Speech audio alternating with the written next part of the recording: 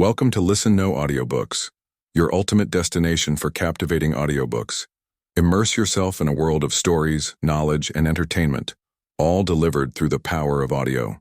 Today we're excited to cover this incredible book, The Hound of the Baskervilles, Arthur Conan Doyle. He shook his head sadly. "I glanced over it," said he.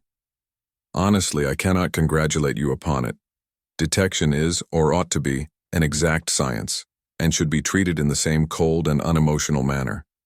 You have attempted to tinge it with romanticism, which produces much the same effect as if you worked a love story or an elopement into the fifth proposition of Euclid."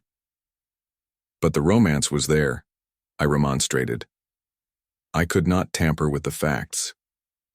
"Some facts should be suppressed, or at least a just sense of proportion should be observed in treating them. The only point in the case which deserved mention was the curious analytical reasoning from effects to causes by which I succeeded in unraveling it." I was annoyed at this criticism of a work which had been specially designed to please him. I confess, too, that I was irritated by the egotism which seemed to demand that every line of my pamphlet should be devoted to his own special doings. More than once during the years that I had lived with him in Baker Street, I had observed that a small vanity underlay my companion's quiet and didactic manner. I made no remark, however, but sat nursing my wounded leg. I had a Jezail bullet through it some time before, and though it did not prevent me from walking, it ached wearily at every change of the weather. "My practice has extended recently to the continent," said Holmes after a while, filling up his old briar-root pipe. "I was consulted last week by François Le Villard, who, as you probably know, has come rather to the front lately in the French detective service. He has all the Celtic power of quick intuition, but he is deficient in the wide range of exact knowledge which is essential to the higher developments of his art. The case was concerned with a will, and possessed some features of interest. I was able to refer him to two parallel cases, the one at Riga in 1857, and the other at St. Louis in 1871, which have suggested to him the true solution. Here is the letter which I had this morning acknowledging my assistance." He tossed over, as he spoke, a crumpled sheet of foreign notepaper. I glanced my eyes down it, catching a profusion of notes of admiration with stray magnifiques, coups de maîtres, and tours de force, all testifying to the ardent admiration of the Frenchman. "He speaks as a pupil to his master," said I. "Oh, he rates my assistance too highly," said Sherlock Holmes lightly. "He has considerable gifts himself. He possesses 2 out of the 3 qualities necessary for the ideal detective. He has the power of observation and that of deduction. He is only wanting in knowledge, and that may come in time. He is now translating my small works into French." "Your works?" "Oh, didn't you know?" he cried, laughing. "Yes. I have been guilty of several monographs. They are all upon technical subjects. Here, for example, is one upon the distinction between the ashes of the various tobaccos. In it I enumerate 140 forms of cigar, cigarette, and pipe tobacco, with colored plates illustrating the difference in the ash. It is a point which is continually turning up in criminal trials, and which is sometimes of supreme importance as a clue. If you can say definitely, for example, that some murder has been done by a man who was smoking an Indian lunka, it obviously narrows your field of search. To the trained eye, there is as much difference between the black ash of a trichinopoly and the white fluff of bird's eye as there is between a cabbage and a potato." "You have an extraordinary genius for minutiae," I remarked. "I appreciate their importance. Here is my monograph upon the tracing of footsteps, with some remarks upon the uses of plaster of Paris as a preserver of impresses. Here, too, is a curious little work upon the influence of a trade upon the form of the hand, with lithotypes of the hands of slaters, sailors, cork cutters, compositors, weavers, and diamond polishers. That is a matter of great practical interest to the scientific detective, especially in cases of unclaimed bodies or in discovering the antecedents of criminals. But I weary you with my hobby." "Not at all," I answered earnestly. "It is of the greatest interest to me, especially since I have had the opportunity of observing your practical application of it. But you spoke just now of observation and deduction. Surely the one to some extent implies the other." "Why, hardly," he answered, leaning back luxuriously in his armchair and sending up thick blue wreaths from his pipe. For example, observation shows me that you have been to the Wigmore Street post office this morning, but deduction lets me know that when there you dispatched a telegram. Right, said I. Right on both points. But I confess that I don't see how you arrived at it. It was a sudden impulse upon my part, and I have mentioned it to no one. It is simplicity itself, he remarked, chuckling at my surprise. So absurdly simple that an explanation is superfluous, and yet it may serve to define the limits of observation and of deduction. Observation tells me that you have a little reddish mold adhering to your instep. Just opposite the Wigmore Street office, they have taken up the pavement and thrown up some earth which lies in such a way that it is difficult to avoid treading in it in entering. The earth is of this peculiar reddish tint which is found, as far as I know, nowhere else in the neighborhood. So much is observation. The rest is deduction. How then did you deduce the telegram? Why, of course I knew that you had not written a letter, since I sat opposite to you all morning. I see also in your open desk there that you have a sheet of stamps and a thick bundle of postcards. What could you go into the post office for then, but to send a wire, eliminate all other factors, and the one which remains must be the truth? In this case it certainly is so, I replied after a little thought. The thing, however, is, as you say, of the simplest. Would you think me impertinent if I were to put your theories to a more severe test? On the contrary, he answered, it would prevent me from taking a second dose of cocaine. I should be delighted to look into any problem which you might submit to me. I have heard you say that it is difficult for a man to have any object in daily use without leaving the impress of his individuality upon it in such a way that a trained observer might read it.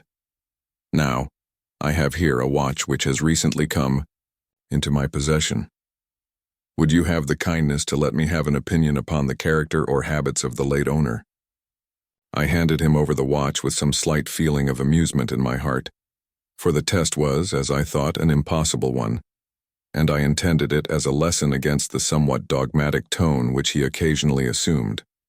He balanced the watch in his hand, gazed hard at the dial, opened the back and examined the works, first with his naked eyes and then with a powerful convex lens. I could hardly keep from smiling at his crestfallen face when he finally snapped the case to and handed it back. There are hardly any data, he remarked.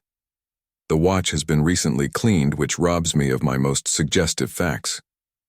You are right, I answered. It was cleaned before being sent to me. In my heart, I accused my companion of putting forward a most lame and impotent excuse to cover his failure. What data could he expect from an uncleaned watch? Though unsatisfactory, my research has not been entirely barren, he observed, staring up at the ceiling with dreamy, lackluster eyes. Subject to your correction, I should judge that the watch belonged to your elder brother, who inherited it from your father. That you gather, no doubt, from the HW upon the back? Quite, so the W suggests your own name. The date of the watch is nearly 50 years back, and the initials are as old as the watch, so it was made for the last generation. Jewelry usually descends to the eldest son, and he is most likely to have the same name as the father. Your father has, if I remember right, been dead many years. It has therefore been in the hands of your eldest brother. Right so far, said I. Anything else? He was a man of untidy habits, very untidy and careless. He was left with good prospects, but he threw away his chances, lived for some time in poverty with occasional short intervals of prosperity, and finally, taking to drink, he died. That is all I can gather. I sprang from my chair and limped impatiently about the room with considerable bitterness in my heart. This is unworthy of you, Holmes, I said. I could not have believed that you would have descended to this. You have made inquiries into the history of my unhappy brother, and you now pretend to deduce this knowledge in some fanciful way. You cannot expect me to believe that you have read all this from his old watch. It is unkind and, to speak plainly, has a touch of charlatanism in it. My dear doctor, said he kindly, pray accept my apologies. Viewing the matter as an abstract problem, I had forgotten how personal and painful a thing it might be to you. I assure you, however, that I never even knew that you had a brother until you handed me the watch. Then how, in the name of all that is wonderful, did you get these facts? They are absolutely correct in every particular. Ah, that is good luck. I could only say what was the balance of probability. I did not at all expect to be so accurate. But it was not mere guesswork? No, I never guess. It is a shocking habit, destructive to the logical faculty. What seems strange to you is only so because you do not follow my train of thought or observe the small facts upon which large inferences may depend. For example, I began by stating that your brother was careless. When you observe the lower part of that watch case, you notice that it is not only dinted in 2 places, but it is cut and marked all over from the habit of keeping other hard objects, such as coins or keys, in the same pocket. Surely it is no great feat to assume that a man who treats a 50-guinea watch so cavalierly must be a careless man. Neither is it a very far-fetched inference that a man who inherits one article of such value is pretty well provided for in other respects. I nodded to show that I followed his reasoning. It is very customary for pawnbrokers in England, when they take a watch, to scratch the number of the ticket with a pinpoint upon the inside of the case. It is more handy than a label, as there is no risk of the number being lost or transposed. There are no less than 4 such numbers visible to my lens on the inside of this case. Inference that your brother was often at low water. Secondary inference that he had occasional bursts of prosperity, or he could not have redeemed the pledge. Finally, I ask you to look at the inner plate, which contains the keyhole. Look at the thousands of scratches all round the hole, marks where the key has slipped. What sober man's key could have scored those grooves? But you will never see a drunkard's watch without them. He winds it at night, and he leaves these traces of his unsteady hand. Where is the mystery in all this? It is as clear as daylight, I answered. I regret the injustice which I did you. I should have had more faith in your marvelous faculty. May I ask whether you have any professional inquiry on foot at present? None, hence the cocaine. I cannot live without brain work. What else is there to live for? Stand at the window here. Was ever such a dreary, dismal, unprofitable world? See how the yellow fog swirls down the street and drifts across the dun-colored houses. What could be more hopelessly prosaic and material? What is the use of having powers, Doctor, when one has no field upon which to exert them? Crime is commonplace, existence is commonplace, and no qualities save those which are commonplace have any function upon earth. I had opened my mouth to reply to this tirade, when with a crisp knock our landlady entered bearing a card upon the brass salver. "A young lady for you, sir," she said, addressing my companion. "Miss Mary Morstan," he read. I have no recollection of the name. Ask the young lady to step up, Mrs. Hudson. Don't go, Doctor. I should prefer that you remain. Chapter 2. The Statement of the Case. Miss Morstan entered the room with a firm step and an outward composure of manner. She was a blonde young lady, small, dainty, well-gloved, and dressed in the most perfect taste. There was, however, a plainness and simplicity about her costume, which bore with it a suggestion of limited means. The dress was a somber grayish, beige, untrimmed and unbraided, and she wore a small turban of the same dull hue, relieved only by a suspicion of white feather in the side. Her face had neither regularity of feature nor beauty of complexion, but her expression was sweet and amiable, and her large blue eyes were singularly spiritual and sympathetic. In an experience of women which extends over many nations and 3 separate continents, I have never looked upon a face which gave a clearer promise of a refined and sensitive nature. I could not but observe that as she took the seat which Sherlock Holmes placed for her, her lip trembled, her hand quivered, and she showed every sign of intense inward agitation. "I have come to you, Mr. Holmes," she said, "because you once enabled my employer, Mrs. Cecil Forrester, to unravel a little domestic complication. She was much impressed by your kindness and skill." "Mrs. Cecil Forrester," he repeated, thoughtfully. I believe that I was of some slight service to her. The case, however, as I remember it, was a very simple one. She did not think so. But at least you cannot say the same of mine. I can hardly imagine anything more strange, more utterly inexplicable than the situation in which I find myself. Holmes rubbed his hands and his eyes glistened. He leaned forward in his chair with an expression of extraordinary concentration upon his clear-cut, hawk-like features.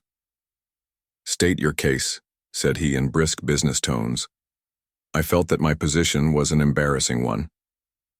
"You will. I'm sure, excuse me," I said, rising from my chair. To my surprise, the young lady held up her gloved hand to detain me. "If your friend," she said, "would be good enough to stop, he might be of inestimable service to me." I relapsed into my chair. "Briefly," she continued, "the facts are these. My father was an officer in an Indian regiment who sent me home when I was quite a child. My mother was dead, and I had no relative in England. I was placed, however, in a comfortable boarding establishment at Edinburgh, and there I remained until I was 17 years of age. In the year 1878, my father, who was senior captain of his regiment, obtained 12 months' leave and came home. He telegraphed to me from London that he had arrived all safe and directed me to come down at once, giving the Langham Hotel as his address. His message, as I remember, was full of kindness and love. On reaching London, I drove to the Langham and was informed that Captain Morstan was staying there, but that he had gone out the night before and had not yet returned. I waited all day without news of him. That night, on the advice of the manager of the hotel, I communicated with the police, and next morning we advertised in all the papers. Our inquiries led to no result, and from that day to this, no word has ever been heard of my unfortunate father. He came home with his heart full of hope to find some peace, some comfort, and instead—" She put her hand to her throat and a choking sob cut short the sentence. "The date?" asked Holmes, opening his notebook.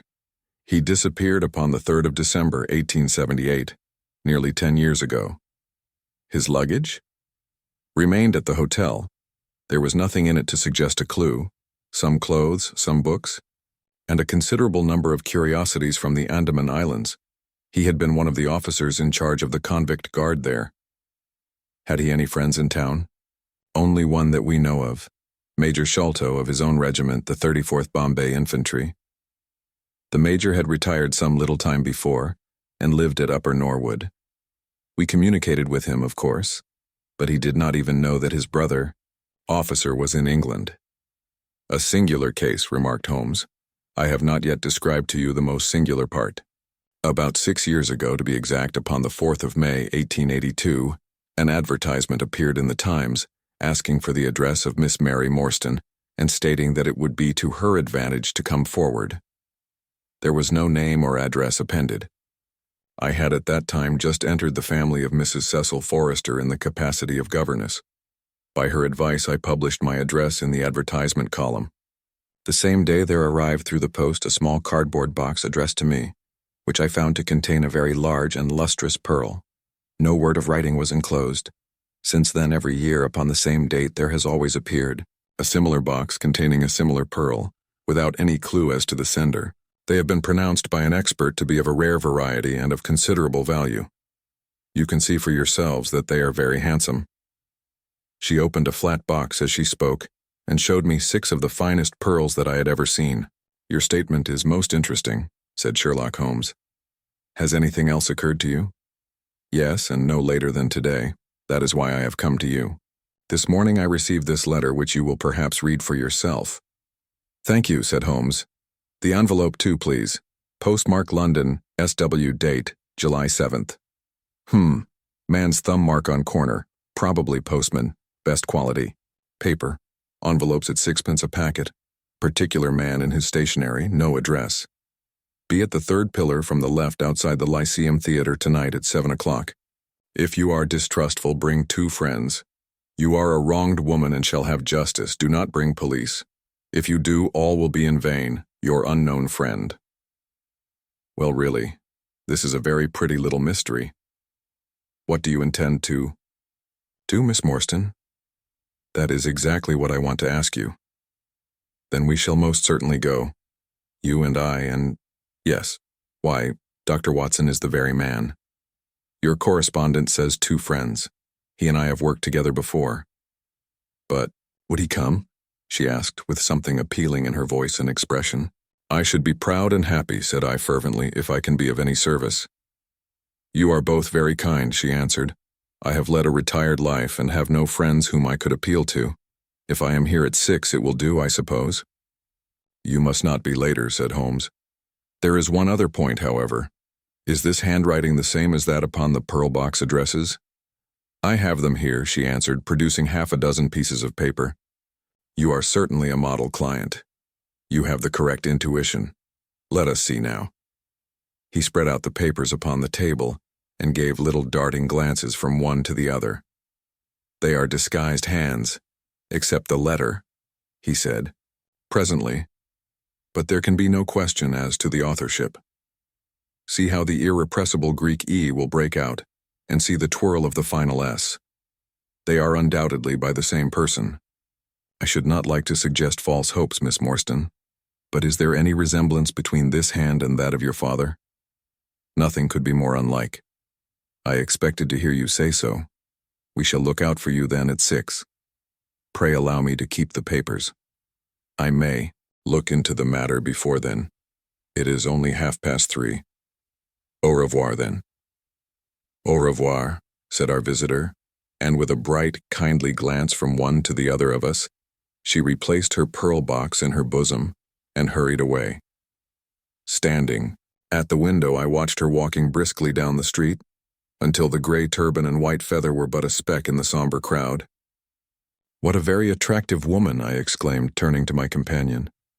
He had lit his pipe again and was leaning back with drooping eyelids. "Is she?" he said languidly. "I did not observe. You really are an automaton, a calculating machine." I cried. "There is something positively inhuman in you at times." He smiled gently.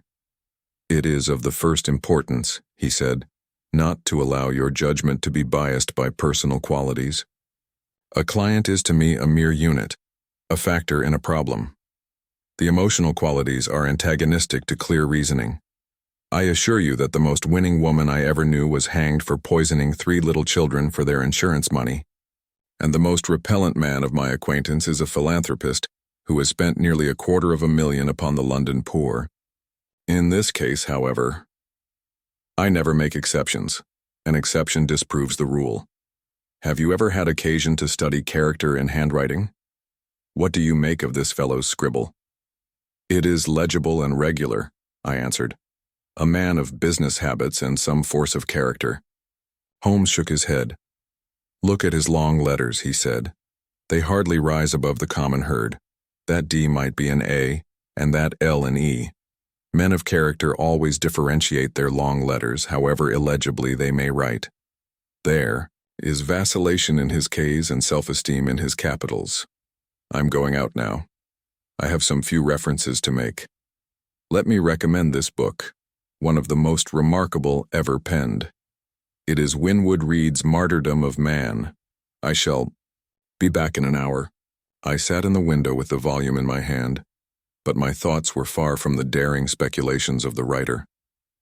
My mind ran upon our late visitor, her smiles, the deep, rich tones of her voice, the strange mystery which overhung her life.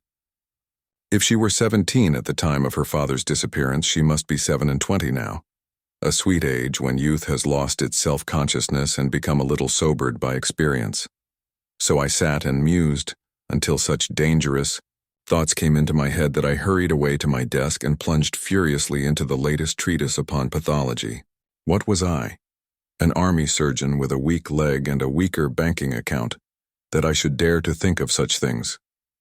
She was a unit, a factor, nothing more. If my future were black, it was better surely to face it like a man than to attempt to brighten it by mere will-o'-the-wisps of the imagination. Chapter 3. In Quest of a Solution. It was 5:30 before Holmes returned. He was bright, eager, and in excellent spirits, a mood which in his case alternated with fits of the blackest depression. "There is no great mystery in this matter," he said, taking the cup of tea which I had poured out for him. "The facts appear to admit of only one explanation." "What? You have solved it already?" "Well, that would be too much to say. I have discovered a suggestive fact, that is all. It is, however, very suggestive. The details are still to be added.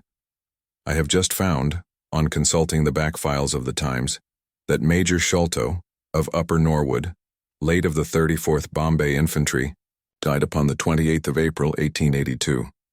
I may be very obtuse, Holmes, but I fail to see what this suggests. No? You surprise me. Look at it in this way, then. Captain Morstan disappears. The only person in London whom he could have visited is Major Sholto. Major Sholto denies having heard that he was in London. 4 years later, Sholto dies.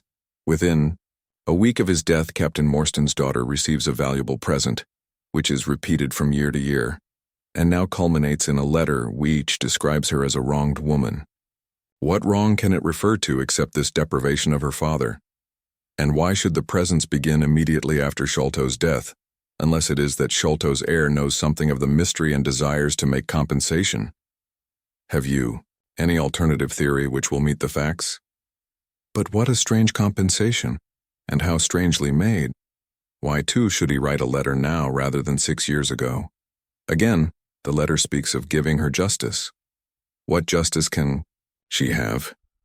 It is too much to suppose that her father is still alive. There is no other injustice in her case that you know of. There are certainly difficulties, said Sherlock Holmes pensively. But our expedition of tonight will solve them all.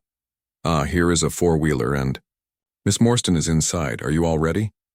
Then we had better go down, for it is a little past the hour. I picked up my hat and my heaviest stick, but I observed that Holmes took his revolver from his drawer and slipped it into his pocket. It was clear that he thought that our night's work might be a serious one. Miss Morstan was muffled in a dark cloak, and her sensitive face was composed but pale. She must have been more than woman if she did not feel some uneasiness at the strange enterprise upon which we were embarking. Yet her self-control was perfect, and she readily answered the few additional questions which Sherlock Holmes put to her. Major Sholto was a very particular friend of Papa's, she said. His letters were full of allusions to the Major. He and Papa were in command of the troops at the Andaman Islands, so they were thrown a great deal together. By the way, a curious paper was found in Papa's desk, which no one could understand. I don't suppose that it is of the slightest importance, but I thought you might care to see it, so I brought it with me. It is here. Holmes unfolded the paper carefully and smoothed it out upon his knee. He then very methodically examined it all over with his double lens. It is paper of native Indian manufacture, he remarked. It has at some time been pinned to a board. The diagram upon it appears to be a plan of part of a large building with numerous halls, corridors, and passages. At one point is a small cross done in red ink, and above it is 337 from left, in faded pencil writing. In the left-hand corner is a curious hieroglyphic like 4 crosses in a line with their arms touching. Beside it is written in very rough and coarse characters: the sign of the 4, Jonathan Small, Muhammad Singh, Abdullah Khan, Dost Akbar. No, I confess that I do not see how this bears upon the matter. Yet it is evidently a document of importance.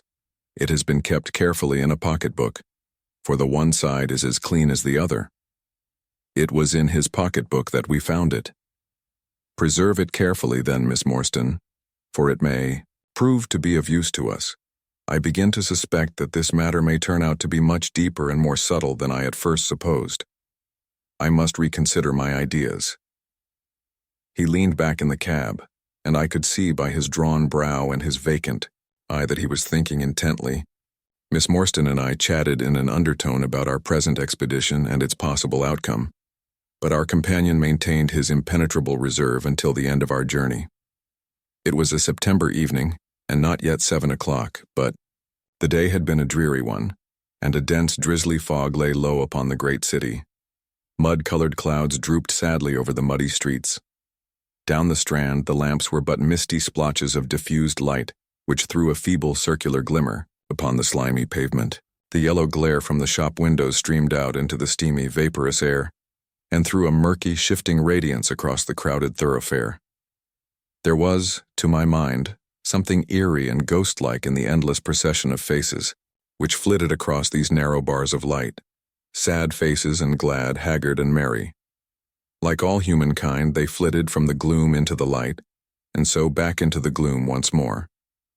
I am not subject to impressions, but the dull, heavy evening, with the strange business upon which we were engaged, combined to make me nervous and depressed. I could see from Miss Morstan's manner that she was suffering from the same feeling. Holmes alone could rise superior to petty influences. He held his open notebook upon his knee, and from time to time he jotted down figures and memoranda in the light of his pocket lantern. At the Lyceum Theatre, the crowds were already thick at the side entrances. In front, a continuous stream of hansoms and four-wheelers were rattling up, discharging their cargoes of shirt-fronted men and beshawled, bedimunded women. We had hardly reached the third pillar, which was our rendezvous, before a small, dark, brisk man in the dress of a coachman accosted us. "Are you the parties who come with Miss Morstan?" he asked. "I am Miss Morstan, and these two gentlemen are my friends," said she. He bent a pair of wonderfully penetrating and questioning eyes upon us. "You will excuse me, miss," he said with a certain dogged manner, "but I was to ask you to give me your word that neither of your companions is a police officer." "I give you my word on that," she answered. He gave a shrill whistle, on which a street Arab led across a four-wheeler and opened the door. The man who had addressed us mounted to the box while we took our places inside. We had hardly done so before the driver whipped up his horse, and we plunged away at a furious pace through the foggy streets. The situation was a curious one. We were driving to an unknown place on an unknown errand.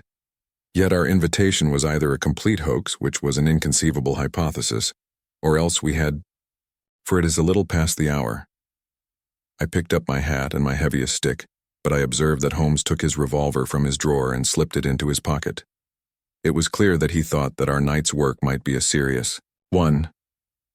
Miss Morstan was muffled in a dark cloak, and her sensitive face was composed but pale. She must have been more than woman if she did not feel some uneasiness at the strange enterprise upon which we were embarking. Yet her self-control was perfect, and she readily answered the few additional questions which Sherlock Holmes put to her. "Major Sholto was a very particular friend of Papa's," she said. "His letters were full of allusions to the Major. He and Papa were in command of the troops at the Andaman Islands, so they were thrown a great deal together. By the way, a curious paper was found in Papa's desk, which no one could understand. I don't suppose that it is of the slightest importance, but I thought you might care to see it, so I brought it with me. It is here." Holmes unfolded the paper carefully and smoothed it out upon his knee. He then very methodically examined it all over with his double lens. "It is paper of native Indian manufacture," he remarked. "It has at some time been pinned to a board. The diagram upon it appears to be a plan of part of a large building with numerous halls, corridors, and passages. At one point is a small cross done in red ink, and above it is 337 from left, in faded pencil writing. In the left-hand corner is a curious hieroglyphic like 4 crosses in a line with their arms touching. Beside it is written in very rough and coarse characters, the sign of the 4, Jonathan Small, Muhammad Singh, Abdullah Khan, Dost Akbar. No, I confess that I do not see how this bears upon the matter. Yet it is evidently a document of importance. It has been kept carefully in a pocketbook, for the one side is as clean as the other. It was in his pocketbook that we found it. Preserve it carefully then, Miss Morstan, for it may prove to be of use to us. I begin to suspect that this matter may turn out to be much deeper and more subtle than I at first supposed. I must reconsider my ideas." He leaned back in the cab, and I could see by his drawn brow and his vacant eye that he was thinking intently. Miss Morstan and I chatted in an undertone about our present expedition and its possible outcome, but our companion maintained his impenetrable reserve until the end of our journey. It was a September evening, and not yet 7 o'clock, but the day had been a dreary one, and a dense, drizzly fog lay low upon the great city. Mud-colored clouds drooped sadly over the muddy streets. Down the Strand, the lamps were but misty splotches of diffused light, which threw a feeble circular glimmer upon the slimy pavement. The yellow glare from the shop windows streamed out into the steamy, vaporous air, and threw a murky, shifting radiance across the crowded thoroughfare. There was, to my mind, something eerie and ghost-like in the endless procession of faces, which flitted across these narrow bars of light. Sad faces and glad, haggard and merry, Like all humankind, they flitted from the gloom into the light, and so back into the gloom once more. I am not subject to impressions but the dull, heavy evening, with the strange business upon which we were engaged, combined to make me nervous and depressed. I could see from Miss Morstan's manner that she was suffering from the same feeling. Holmes alone could rise superior to petty influences. He held his open notebook upon his knee, and from time to time he jotted down figures and memoranda in the light of his pocket lantern. At the Lyceum Theatre the crowds were already thick at the side entrances. In front a continuous stream of hansoms and four-wheelers were rattling up, discharging their cargoes of shirt-fronted men and beshawled, bedimunded women. We had hardly reached the third pillar, which was our rendezvous, before a small, dark, brisk man in the dress of a coachman accosted us. "Are you the parties who come with Miss Morstan?" he asked. "I am Miss Morstan, and these two gentlemen are my friends," said she. He bent a pair of wonderfully penetrating and questioning eyes upon us. "You will excuse me, miss," he said with a certain dogged manner, "but I was to ask you to give me your word that neither of your companions is a police officer." "I give you my word on that," she answered. He gave a shrill whistle, on which a street Arab led across, a four-wheeler, and opened the door. The man who had addressed us mounted to the box while we took our places inside. We had hardly done so before the driver whipped up his horse, and we plunged away at a furious pace through the foggy streets. The situation was a curious one. We were driving to an unknown place on an unknown errand. Yet our invitation was either a complete hoax, which was an inconceivable hypothesis, or else we had good reason to think that important issues might hang upon our journey. Miss Morstan's demeanor was as resolute and collected as ever. I endeavored to cheer and amuse her by reminiscences of my adventures in Afghanistan, but, to tell the truth, I was myself so excited at our situation and so curious as to our destination that my stories were slightly involved. To this day she declares that I told her one moving anecdote as to how a musket looked into my tent at the dead of night, and how I fired a double-barreled tiger cub at it. At first I had some idea as to the direction in which we were driving, but soon, what with our pace, the fog, and my own limited knowledge of London, I lost my bearings and knew nothing, save that we seemed to be going a very long way. Sherlock Holmes was never at fault, however, and he muttered the names as the cab rattled through squares and in and out by tortuous by-streets. "Rochester Row," said he. "Now Vincent Square. Now we come out on the Vauxhall Bridge Road. We are making for the Surrey side, apparently." "Yes, I thought so. Now we are on the bridge, you can catch glimpses of the river." We did indeed get a fleeting view of a stretch of the Thames with the lamps shining upon the broad silent water, but our cab dashed on and was soon involved in a labyrinth of streets upon the other side. "Wordsworth Road," said my companion. "Priory Road, Lark Hall Lane, Stockwell Place, Robert Street, Cold Harbor Lane. Our quest does not appear to take us to very fashionable regions." We had indeed reached a questionable and forbidding neighborhood. Long lines of dull brick, houses were only relieved by the coarse glare and tawdry brilliancy of public houses at the corner. Then came rows of two-storied villas, each with a fronting of miniature garden, and then again interminable lines of new staring brick buildings, the monster tentacles which the giant city was throwing out into the country. At last the cab drew up at the third house in a new terrace. None of the other houses were inhabited, and that at which we stopped was as dark as its neighbors, save for a single glimmer in the kitchen window. On our knocking, however, the door was instantly thrown open by a Hindu servant clad in a yellow turban, white loose-fitting clothes, and a yellow sash. There was something strangely incongruous in this oriental figure, framed in the commonplace doorway of a third-rate suburban dwelling house. "The Sahib awaits you," said he, and even as he spoke there came a high piping voice from some inner room. "Show them in to me, Kitmutgar," it cried. "Show them straight in to me." Chapter 4. The story of the bald-headed man. We followed the Indian down a sordid and common passage, ill-lit and worse furnished, until he came to a door upon the right, which he threw open.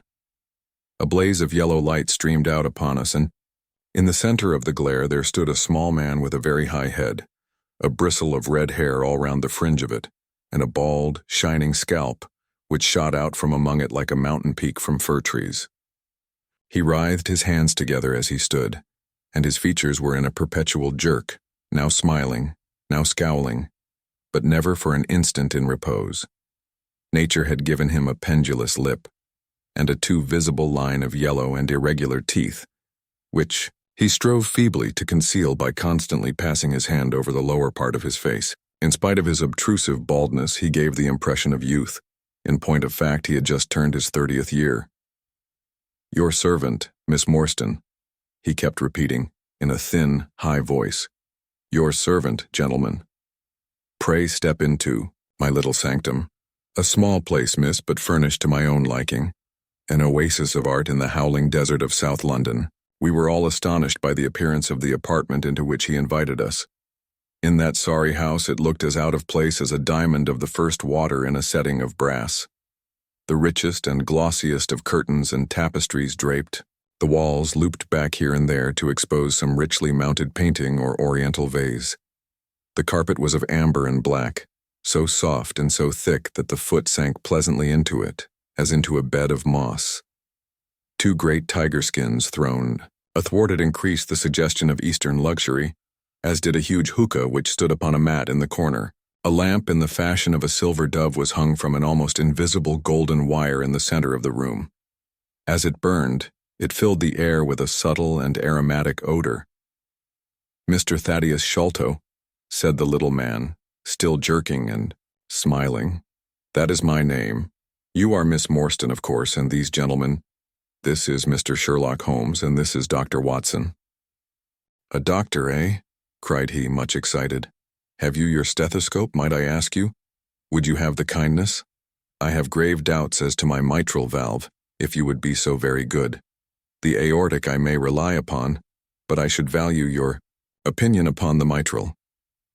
I listened to his heart, as requested, but was unable to find anything amiss, save indeed that he was in an ecstasy of fear, for he shivered from head to foot. "It appears to be normal," I said. "You have no cause for uneasiness." "You will excuse my anxiety, Miss Morstan," he remarked airily. "I am a great sufferer, and I have long had suspicions as to that valve. I am delighted to hear that they are unwarranted. Had your father, Miss Morstan, refrained from throwing a strain upon his heart, he might have been alive now." I could have struck the man across the face, so hot was I at this callous and offhand reference to so delicate a matter. Miss Morstan sat down, and her face grew white to the lips. "I knew in my heart that he was dead," said she. "I can give you every information," said he, "and what is more, I can do you justice, and I will too, whatever Brother Bartholomew may say. I am so glad to have your friends here, not only as an escort to you, but also as witnesses to what I am about to do and say. The 3 of us can show a bold front to Brother Bartholomew, but let us have no outsiders, no police or officials. We can settle everything satisfactorily among ourselves without any interference. Nothing would annoy Brother Bartholomew more than any publicity." He sat down upon a low settee and blinked at us inquiringly with his weak, watery blue eyes. "For my part," said Holmes, "whatever you may choose to say will go no further." I nodded to show my agreement. That is well, said he. "May I offer you a glass of Chianti, Miss Morstan? Or of Tokay? I keep no other wines. Shall I open a flask? No? Well, then I trust that you have no objection to tobacco smoke, to the mild balsamic odor of the Eastern tobacco. I am a little nervous, and I find my hookah an invaluable sedative." He applied a taper to the great bowl, and the smoke bubbled merrily through the rosewater. We sat all 3 in a semicircle, with our heads advanced, and our chins upon our hands, while the strange, jerky little fellow with his high, shining head puffed uneasily in the center. "When I first determined to make this communication to you," said he, "I might have given you my address, but I feared that you might disregard my request and bring unpleasant people with you. I took the liberty, therefore, of making an appointment in such a way that my man Williams might be able to see you first. I have complete confidence in his discretion, and he had orders, if he were dissatisfied, to proceed no further in the matter. You will excuse these precautions, but I am a man of somewhat retiring, and I might even say refined tastes. and there is nothing more unaesthetic than a policeman. I have a natural shrinking from all forms of rough materialism. I seldom come in contact with the rough crowd. I live, as you see, with some little atmosphere of elegance around me. I may call myself a patron of the arts. It is my weakness. The landscape is a genuine Corot, and though a connoisseur might perhaps throw a doubt upon that Salvator Rosa, there cannot be the least question about the Bouguereau. I am partial to the modern French school. You will excuse me, Mr. Sholto, said Miss Morstan, but I am here at your request to learn something which you desire to tell me. It is very late, and I should desire the interview to be as short as possible. At the best, it must take some time, he answered, for we shall certainly have to go to Norwood and see Brother Bartholomew. We shall all go and try if we can get the better of Brother Bartholomew. He is very angry with me for taking the course which has seemed right to me. I had quite high words with him last night. You cannot imagine what a terrible fellow he is when he is angry. If we are to go to Norwood, it would perhaps be as well to start at once, I ventured to remark. He laughed until his ears were quite red. That would hardly do, he cried. I don't know what he would say if I brought you in that sudden way.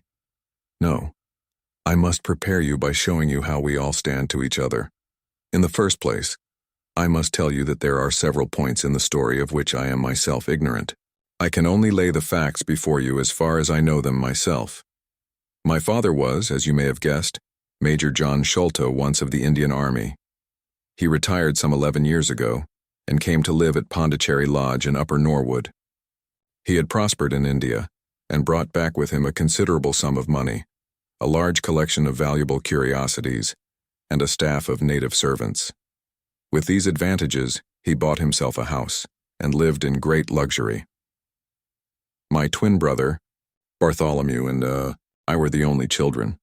I very well remember the sensation which was caused by the disappearance of Captain Morstan. We read the details in the papers, and knowing that he had been a friend of our father's, we discussed the case freely, in his presence. He used to join in our speculations as to what could have happened. Never for an instant did we suspect that he had the whole secret hidden in his own breast, that of all men he alone knew the fate of Arthur Morstan. We did know, however, that some mystery, some positive danger, overhung our father. He was very fearful of going out alone, and he always employed 2 prize-fighters to act as porters at Pondicherry Lodge. Williams, who drove you tonight, was one of them. He was once lightweight champion of England. Our father would never tell us what it was he feared, but he had a most marked aversion to men with wooden legs. On one occasion, he actually fired his revolver at a wooden-legged man, who proved to be a harmless tradesman canvassing for orders. We had to pay a large sum to hush the matter up. My brother and I used to think this a mere whim of my father's, but events have since led us to change our opinion. Early in 1882, my father received a letter from India, which was a great shock to him. He nearly fainted at the breakfast table when he opened it, and from that day he sickened to his death. What was in the letter we could never discover, but I could see as he held it that it was short and written in a scrawling hand. He had suffered for years from an enlarged spleen, but he now became rapidly worse, and towards the end of April, we were informed that he was beyond all hope, and that he wished to make a last communication to us. When we entered his room, he was propped up with pillows and breathing heavily. He besought us to lock the door and to come upon either side of the bed. Then, grasping our hands, he made a remarkable statement to us, in a voice which was broken, as much by emotion as by pain. I shall try and give it to you in his own very words. I have only one thing, he said, which weighs upon my mind at this supreme moment. It is my treatment of poor Morstan's orphan. The cursed greed which has been my besetting sin through life has withheld from her the treasure, half at least of which should have been hers. And yet I have made no use of it myself. So blind and foolish a thing is avarice. The mere feeling of possession has been so dear to me that I could not bear to share it with another. See that chaplet dipped with pearls beside the quinine bottle. Even that I could not bear to part with, although I had got it out with the design of sending it to her. You, my sons, will give her a fair share of the Agra treasure, but send her nothing, not even the chaplet, until I am gone. After all, Men have been as bad as this and have recovered. I will tell you how Morstan died, he continued. He had suffered for years from a weak heart, but he concealed it from everyone. I alone knew it. When in India, he and I, through a remarkable chain of circumstances, came into possession of a considerable treasure. I brought it over to England, and on the night of Morstan's arrival, he came straight over here to claim his share. He walked over from the station and was admitted by my faithful old Lal Chowdar, who is now dead. Morstan and I had a difference of opinion as to the division of the treasure, and we came to heated words. Morstan had sprung out of his chair in a paroxysm of anger, when he suddenly pressed his hand to his side. His face turned a dusky hue, and he fell backwards, cutting his head against the corner of the treasure chest. When I stooped over him, I found to my horror that he was dead. For a long time I sat half distracted, wondering what I should do. My first impulse was, of course, to call for assistance, but I could not but recognize that there was every chance that I would be accused of his murder. His death at the moment of a quarrel and the gash in his head would be black against me. Again, an official inquiry could not be made without bringing out some facts about the treasure, which I was particularly anxious to keep secret. He had told me that no soul upon earth knew where he had gone. There seemed to be no necessity why any soul ever should know. I was still pondering over the matter when, looking up, I saw my servant, Lal Chowdar, in the doorway. He stole in and bolted the door behind him. "Do not fear, Sahib," he said. "No one need know that you have killed him. Let us hide him away, and who is the wiser?" "I did not kill him," said I. Lal Chowdar shook his head and smiled. "I heard it all, Sahib," said he. "I heard you quarrel and I heard the blow, but my lips are sealed. All are asleep in the house. Let us put him away together." That was enough to decide me. If my own servant could not believe my innocence, how could I hope to make it good before 12 foolish tradesmen in a jury box? Lal Chowdar and I disposed of the body that night, and within a few days the London papers were full of the mysterious disappearance of Captain Morstan. You will see from what I say that I can hardly be blamed in the matter. My fault lies in the fact that we concealed not only the body but also the treasure, and that I have clung to Morstan's share as well as to my own. I wish you, therefore, to make restitution. Put your ears down to my mouth. The treasure is hidden in... At this instant a horrible change came over his expression. His eyes stared wildly, his jaw dropped, and he yelled, in a voice which I can never forget, "Keep him out, for Christ's sake, keep him out." We both stared round at the window behind us, upon which his gaze was fixed. A face was looking in at us out of the darkness. We could see the whitening of the nose where it was pressed against the glass. It was a bearded, hairy face with wild, cruel eyes and an expression of concentrated malevolence. My brother and I rushed towards the window, but the man was gone. When we returned to my father, his head had dropped and his pulse had ceased to beat. We searched the garden that night but found no sign of the intruder, save that just under the window a single footmark was visible in the flower bed. But for that one trace, we might have thought that our imaginations had conjured up that wild, fierce face. We soon, however, had another and a more striking proof that there were secret agencies at work all round us. The window of my father's room was found open in the morning. His cupboards and boxes had been rifled, and upon his chest was fixed a torn piece of paper, with the words, "The sign of the four," scrawled across it. What the phrase meant, or who our secret visitor may have been, we never knew. As far as we can judge, none of my father's property had been actually stolen, though everything had been turned out. My brother and I naturally associated this peculiar incident with the fear which haunted my father during his life, but it is still a complete mystery to us. The little man stopped to relight his hookah and puffed thoughtfully for a few moments.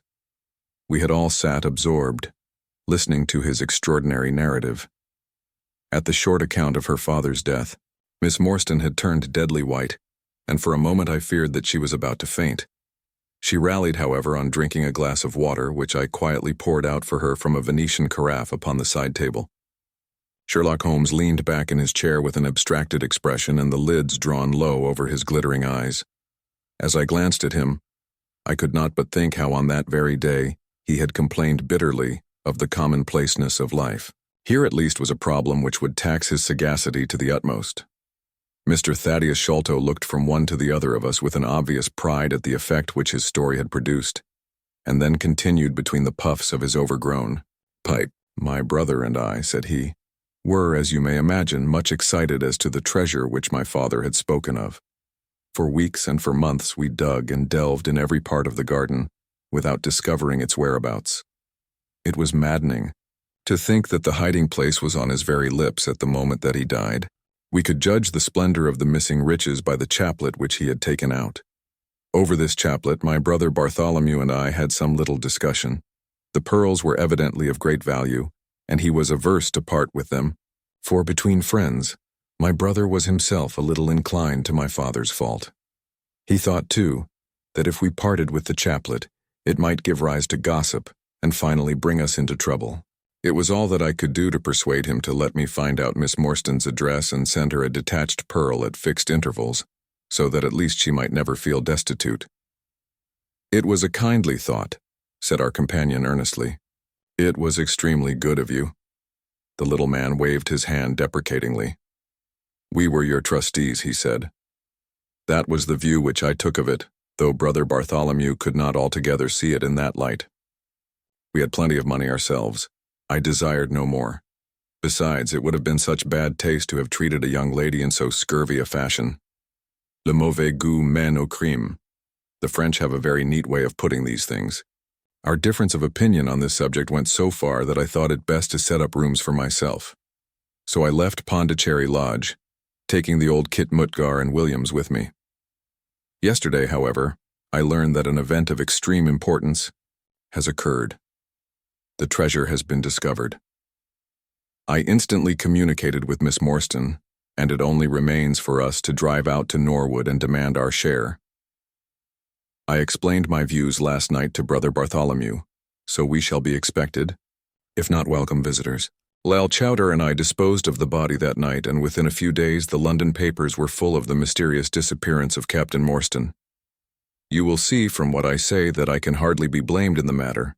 My fault lies in the fact that we concealed not only the body but also the treasure, and that I have clung to Morstan's share as well as to my own. I wish you, therefore, to make restitution. Put your ears down to my mouth. The treasure is hidden in—" At this instant a horrible change came over his expression. His eyes stared wildly, his jaw dropped, and he yelled, in a voice which I can never forget, "Keep him out, for Christ's sake, keep him out." We both stared round at the window behind us, upon which his gaze was fixed. A face was looking in at us out of the darkness. We could see the whitening of the nose where it was pressed against the glass. It was a bearded, hairy face with wild, cruel eyes and an expression of concentrated malevolence. My brother and I rushed towards the window, but the man was gone. When we returned to my father, his head had dropped and his pulse had ceased to beat. We searched the garden that night but found no sign of the intruder, save that just under the window a single footmark was visible in the flower bed. But for that one trace, we might have thought that our imaginations had conjured up that wild, fierce face. We soon, however, had another and a more striking proof that there were secret agencies at work all round us. The window of my father's room was found open in the morning. His cupboards and boxes had been rifled, and upon his chest was fixed a torn piece of paper, with the words, "The sign of the four," scrawled across it. What the phrase meant, or who our secret visitor may have been, we never knew. As far as we can judge, none of my father's property had been actually stolen, though everything had been turned out. My brother and I naturally associated this peculiar incident with the fear which haunted my father during his life, but it is still a complete mystery to us. The little man stopped to relight his hookah and puffed thoughtfully for a few moments. We had all sat absorbed, listening to his extraordinary narrative. At the short account of her father's death, Miss Morstan had turned deadly white, and for a moment I feared that she was about to faint. She rallied, however, on drinking a glass of water, which I quietly poured out for her from a Venetian carafe upon the side table. Sherlock Holmes leaned back in his chair with an abstracted expression and the lids drawn low over his glittering eyes. As I glanced at him, I could not but think how on that very day he had complained bitterly of the commonplaceness of life. Here at least was a problem which would tax his sagacity to the utmost. Mr. Thaddeus Sholto looked from one to the other of us with an obvious pride at the effect which his story had produced, and then continued between the puffs of his overgrown pipe. "My brother and I," said he, "were, as you may imagine, much excited as to the treasure which my father had spoken of. For weeks and for months we dug and delved in every part of the garden, without discovering its whereabouts. It was maddening to think that the hiding place was on his very lips at the moment that he died. We could judge the splendor of the missing riches by the chaplet which he had taken out. Over this chaplet my brother Bartholomew and I had some little discussion. The pearls were evidently of great value, and he was averse to part with them, for between friends, my brother was himself a little inclined to my father's fault. He thought, too, that if we parted with the chaplet, it might give rise to gossip and finally bring us into trouble. It was all that I could do to persuade him to let me find out Miss Morstan's address and send her a detached pearl at fixed intervals, so that at least she might never feel destitute." "It was a kindly thought," said our companion earnestly. "It was extremely good of you." The little man waved his hand deprecatingly. "We were your trustees," he said. "That was the view which I took of it, though Brother Bartholomew could not altogether see it in that light. We had plenty of money ourselves. I desired no more. Besides, it would have been such bad taste to have treated a young lady in so scurvy a fashion. Le mauvais goût mène au crime. The French have a very neat way of putting these things. Our difference of opinion on this subject went so far that I thought it best to set up rooms for myself. So I left Pondicherry Lodge, taking the old Kit Mutgar and Williams with me. Yesterday, however, I learned that an event of extreme importance has occurred. The treasure has been discovered. I instantly communicated with Miss Morstan, and it only remains for us to drive out to Norwood and demand our share. I explained my views last night to Brother Bartholomew, so we shall be expected, if not welcome visitors." Mr. Thaddeus Sholto ceased, and sat twitching on his luxurious settee. We all remained silent with our thoughts upon the new development which the mysterious business had taken. Holmes was the first to spring to his feet. "You have done well, sir, from first to last," said he. "It is possible that we may be able to make you some small return by throwing some light upon that which is still dark to you. But as Miss Morstan remarked just now, it is late, and we had best put the matter through without delay." Our new acquaintance very deliberately coiled up the tube of his hookah and produced from behind a curtain a very long, befrogged topcoat with astrakhan collar and cuffs. This he buttoned tightly up in spite of the extreme closeness of the night, and finished his attire by putting on a rabbit-skin cap with hanging lappets which covered the ears, so that no part of him was visible save his mobile and peaky face. "My health is somewhat fragile," he remarked as he led the way down the passage. "I am compelled to be a valetudinarian." Our cab was awaiting us outside, and our program was evidently prearranged, for the driver started off at once. At a rapid pace, Thaddeus Sholto talked incessantly, in a voice which rose high above the rattle of the wheels. "Bartholomew is a clever fellow," said he. "How do you think he found out where the treasure was? He had come to the conclusion that it was somewhere, indoors. So he worked out all the cubic space of the house and made measurements everywhere so that not 1 inch should be unaccounted for. Among other things, he found that the height of the building was 74 feet. But on adding together the heights of all the separate rooms, and making every allowance for the space between, which he ascertained by borings, he could not bring the total to more than 70 feet. There were 4 feet unaccounted for. These could only be at the top of the building. He knocked a hole, therefore, in the lath and plaster ceiling of the highest room, and there, sure enough, he came upon another little garret above it, which had been sealed up and was known to no one. In the center stood the treasure chest, resting upon 2 rafters. He lowered it through the hole, and there it lies. He computes the value of the jewels at not less than £500,000 sterling. At the mention of this gigantic sum, we all stared at one another open-eyed. Miss Morstan, could we secure her rights, would change from a needy governess to the richest heiress in England. Surely it was the place of a loyal friend to rejoice at such news, yet I am ashamed to say that selfishness took me by the soul, and that my heart turned as heavy as lead within me. I stammered out some few halting words of congratulation, and then sat downcast with my head drooped deaf to the babble of our new acquaintance. He was clearly a confirmed hypochondriac, and I was dreamily conscious that he was pouring forth interminable trains of symptoms and imploring information as to the composition and action of innumerable quack nostrums, some of which he bore about in a leather case in his pocket. I trust that he may not remember any of the answers which I gave him that night. Holmes declares that he overheard me caution him against the great danger of taking more than 2 drops of castor oil, while I recommended strychnine in large doses as a sedative. However that may be, I was certainly relieved when our cab pulled up with a jerk and the coachman sprang down to open the door. "This, Miss Morstan, is Pondicherry Lodge," said Mr. Thaddeus Sholto, as he handed her out. Chapter 5. The Tragedy of Pondicherry Lodge. It was nearly 11 o'clock when we reached this final stage of our night's adventures. We had left the damp fog of the great city behind us, and the night was fairly fine. A warm wind blew from the westward, and heavy clouds moved slowly across the sky, with half a moon peeping occasionally through the rifts. It was clear enough to see for some distance, but Thaddeus Sholto took down one of the side lamps from the carriage to give us a better light upon our way. Pondicherry Lodge stood in its own grounds, and was girt round with a very high stone wall topped with broken glass. A single narrow iron-clamped door formed the only means of entrance. On this our guide knocked with a peculiar postman-like rat-tat. "Who is there?"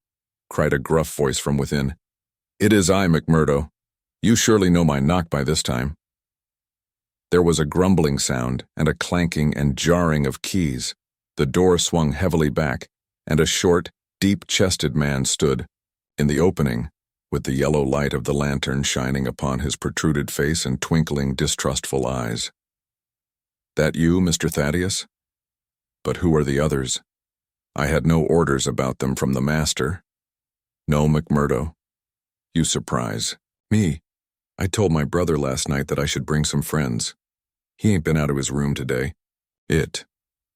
No wonder that the grounds looked like a gravel pit." At that moment the door of the house burst open, and Thaddeus Sholto came running out, with his hands thrown forward and terror in his eyes. "There is something amiss with Bartholomew," he cried. "I am frightened. My nerves cannot stand it."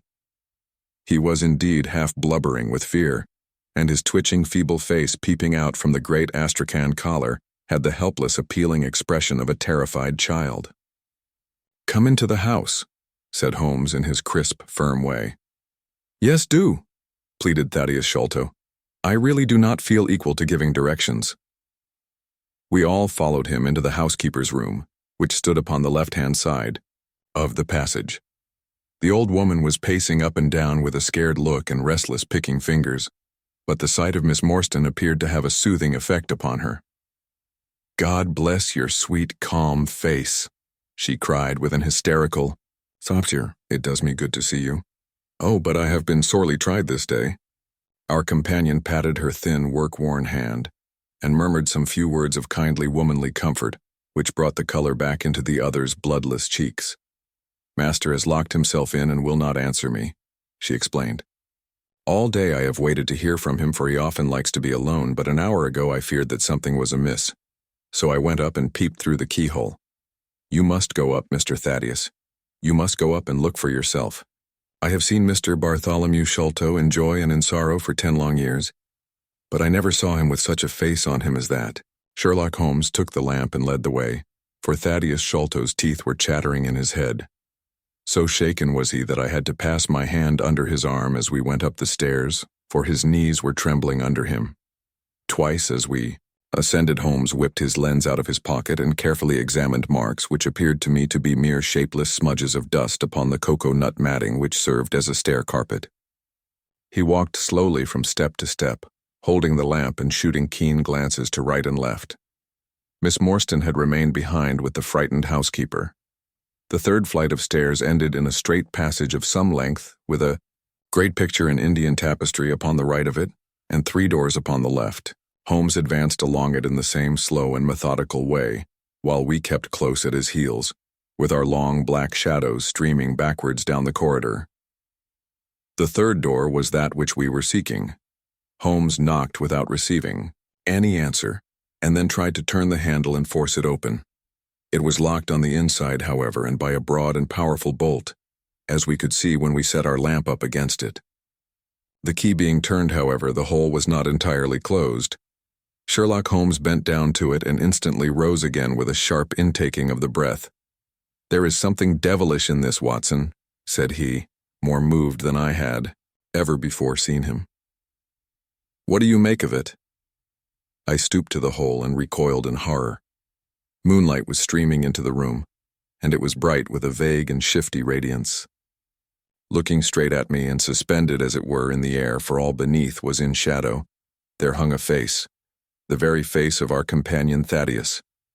There was the same high, shining head, the same circular bristle of red hair, the same bloodless countenance.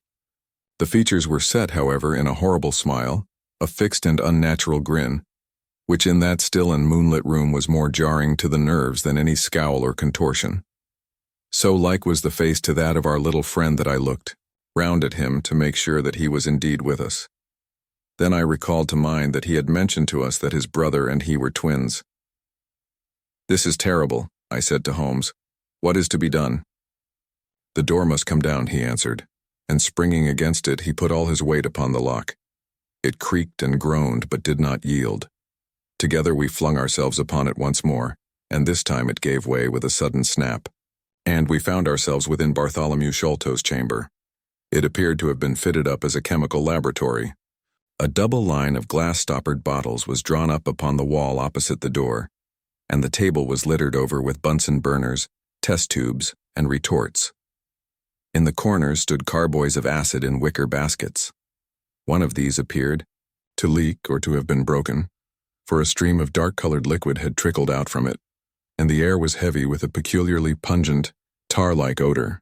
A set of steps stood at one side of the room, in the midst of a litter of lath and plaster, and above them there was an opening in the ceiling, large enough for a man to pass through. At the foot of the steps, a long coil of rope was thrown carelessly together. By the table, in a wooden armchair, the master of the house was seated all in a heap, with his head sunk upon his left shoulder, and that ghastly, inscrutable smile upon his face. He was stiff and cold, and had clearly been dead many hours. It seemed to me that not only his features, but all his limbs were twisted and turned in the most fantastic fashion. By his hand upon the table there lay a peculiar instrument, a brown, close-grained stick, with a stone head like a hammer, rudely lashed on with coarse twine. Beside it was a torn sheet of notepaper with some words scrawled upon it. Holmes glanced at it and then handed it to me. "You see?" he said with a significant raising of the eyebrows. In the light of the lantern I read with a thrill of horror, the sign of the 4. "In God's name, what does it all mean?" I asked.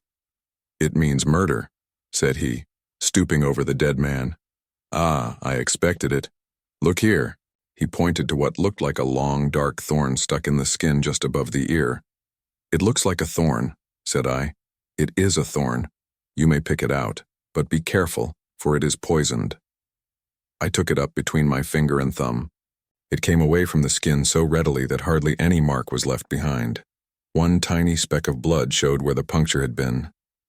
"This is all an insoluble mystery to me," said I. "It grows darker instead of clearer." "On the contrary," he answered, "it clears every instant. I only require a few missing links to have an entirely connected case." We had almost forgotten our companion's presence since we entered the chamber. He was still standing in the doorway, the very picture of terror, wringing his hands and moaning to himself. Suddenly, however, he broke out into a sharp, querulous cry. "The treasure is gone," he said. "They have robbed him of the treasure. There is the hole through which we lowered it. I helped him to do it. I was the last person who saw him. I left him here last night, and I heard him lock the door as I came downstairs." "What time was that?" "It was 10 o'clock. And now he is dead, and the police will be called in, and I shall be suspected of having had a hand in it." "Oh, yes, I am sure I shall. But you don't think so, gentlemen? Surely you don't think that it was I? Is it likely that I would have brought you here if it were I?" oh dear, I know that I shall go mad."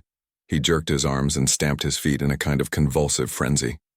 "You have no reason for fear, Mr. Sholto," said Holmes kindly, putting his hand upon his shoulder.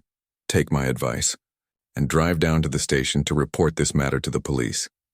Offer to assist them in every way. We shall wait here until your return." The little man obeyed in a half-stupefied fashion, and we heard him stumbling down the stairs in the Org Chapter 6. Sherlock Holmes gives a demonstration. "Now, Watson," said Holmes, rubbing his hands, "we have half an hour to ourselves. Let us make good use of it. My case is, as I have told you, almost complete, but we must not err on the side of overconfidence. Simple as the case seems now, there may be something deeper underlying it." "Simple," I ejaculated. "Surely," said he with something of the air of a clinical professor expounding to his class. "Just sit in the corner there, that your footprints may not complicate matters. Now to work. In the first place, how did these folk come and how did they go? The door has not been opened since last night. How of the window?" He carried the lamp across to it, muttering his observations aloud the while, but addressing them to himself rather than to me. "Window is snibbed on the inner side. Framework is solid, no hinges at the side. Let us open it. No water pipe near. Roof quite out of reach. Yet a man has mounted by the window. It rained a little last night.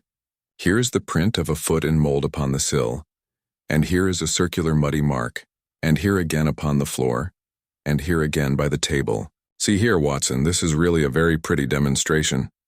I looked at the round, well-defined, muddy discs. "This is not a footmark," said I. "It is something much more valuable to us. It is the impression of a wooden stump. You see, here on the sill is the boot mark, a heavy boot with the broad metal heel, and beside it is the mark of the timber toe. It is the wooden-legged man." "Quite so, but there has been someone else, a very able and efficient ally. Could you scale that wall, Doctor?" I looked out of the open window. The moon still shone brightly on that angle of the house. We were a good 60 feet from the ground, and look where I would, I could see no foothold, nor as much as a crevice in the brickwork. "It is absolutely impossible," I answered. "Without aid it is so. But suppose you had a friend up here, who lowered you this good stout rope which I see in the corner, securing one end of it to this great hook in the wall. Then, I think, if you were an active man, you might swarm up, wooden leg and all. You would depart, of course, in the same fashion, and your ally would draw up the rope, untie it from the hook, shut the window, snib it on the inside, and get away in the way that he originally came.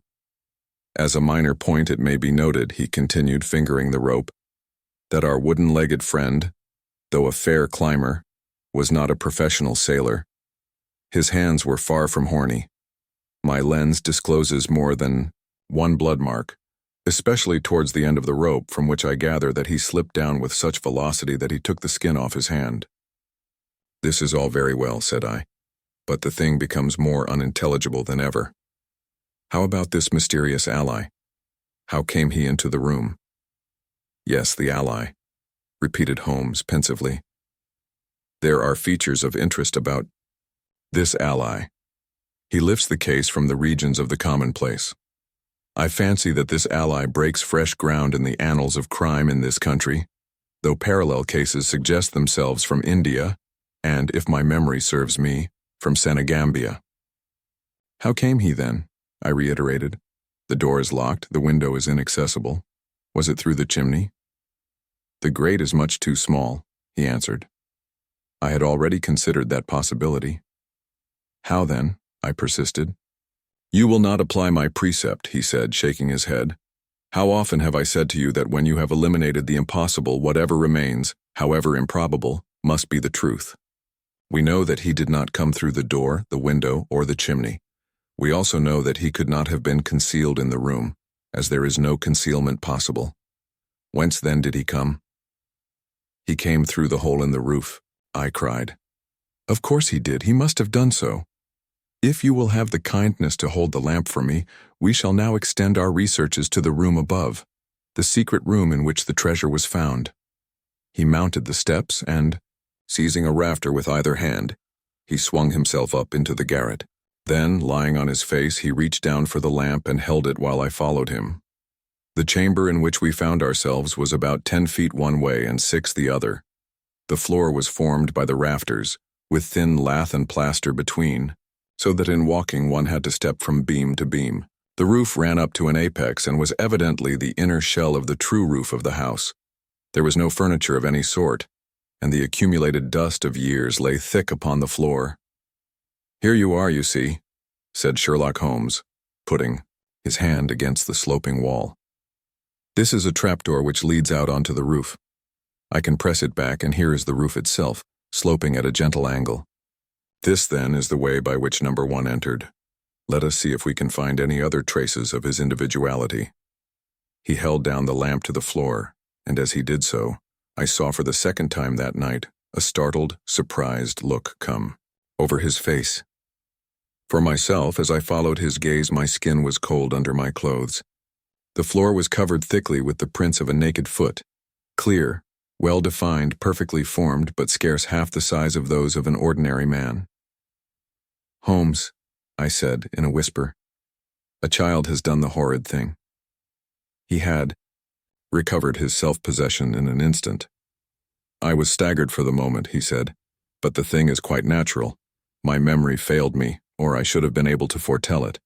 There is nothing more to be learned here. Let us go down." "What is your theory, then, as to those footmarks?" I asked eagerly when we had regained the lower room once more. "My dear Watson, try a little analysis yourself," said he, with a touch of impatience. "You know my methods. Apply them, and it will be instructive to compare results." "I cannot conceive anything which will cover the facts," I answered. "It will be clear enough to you soon," he said, in an offhand way. "I think that there is nothing else of importance here, but I will look." He whipped out his lens and a tape measure and hurried about the room on his knees, measuring, comparing, examining, with his long, thin nose only a few inches from the planks and his beady eyes gleaming and deep-set like those of a bird.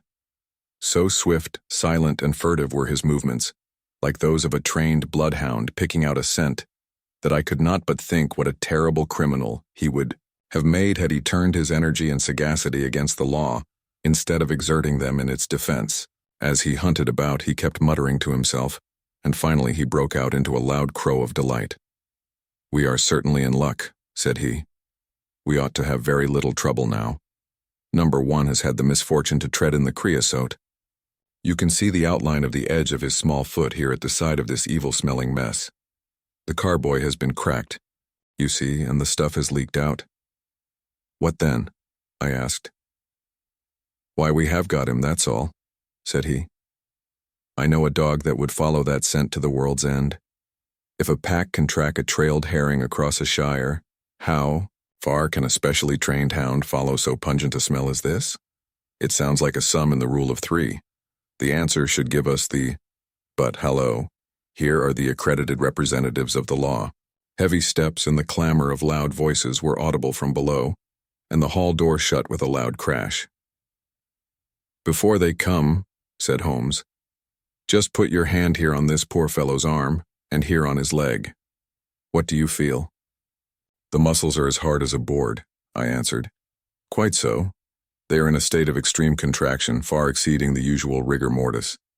Coupled with this distortion of the face, this Hippocratic smile, or risus sardonicus, as the old writers called it, what conclusion would it suggest to your mind?"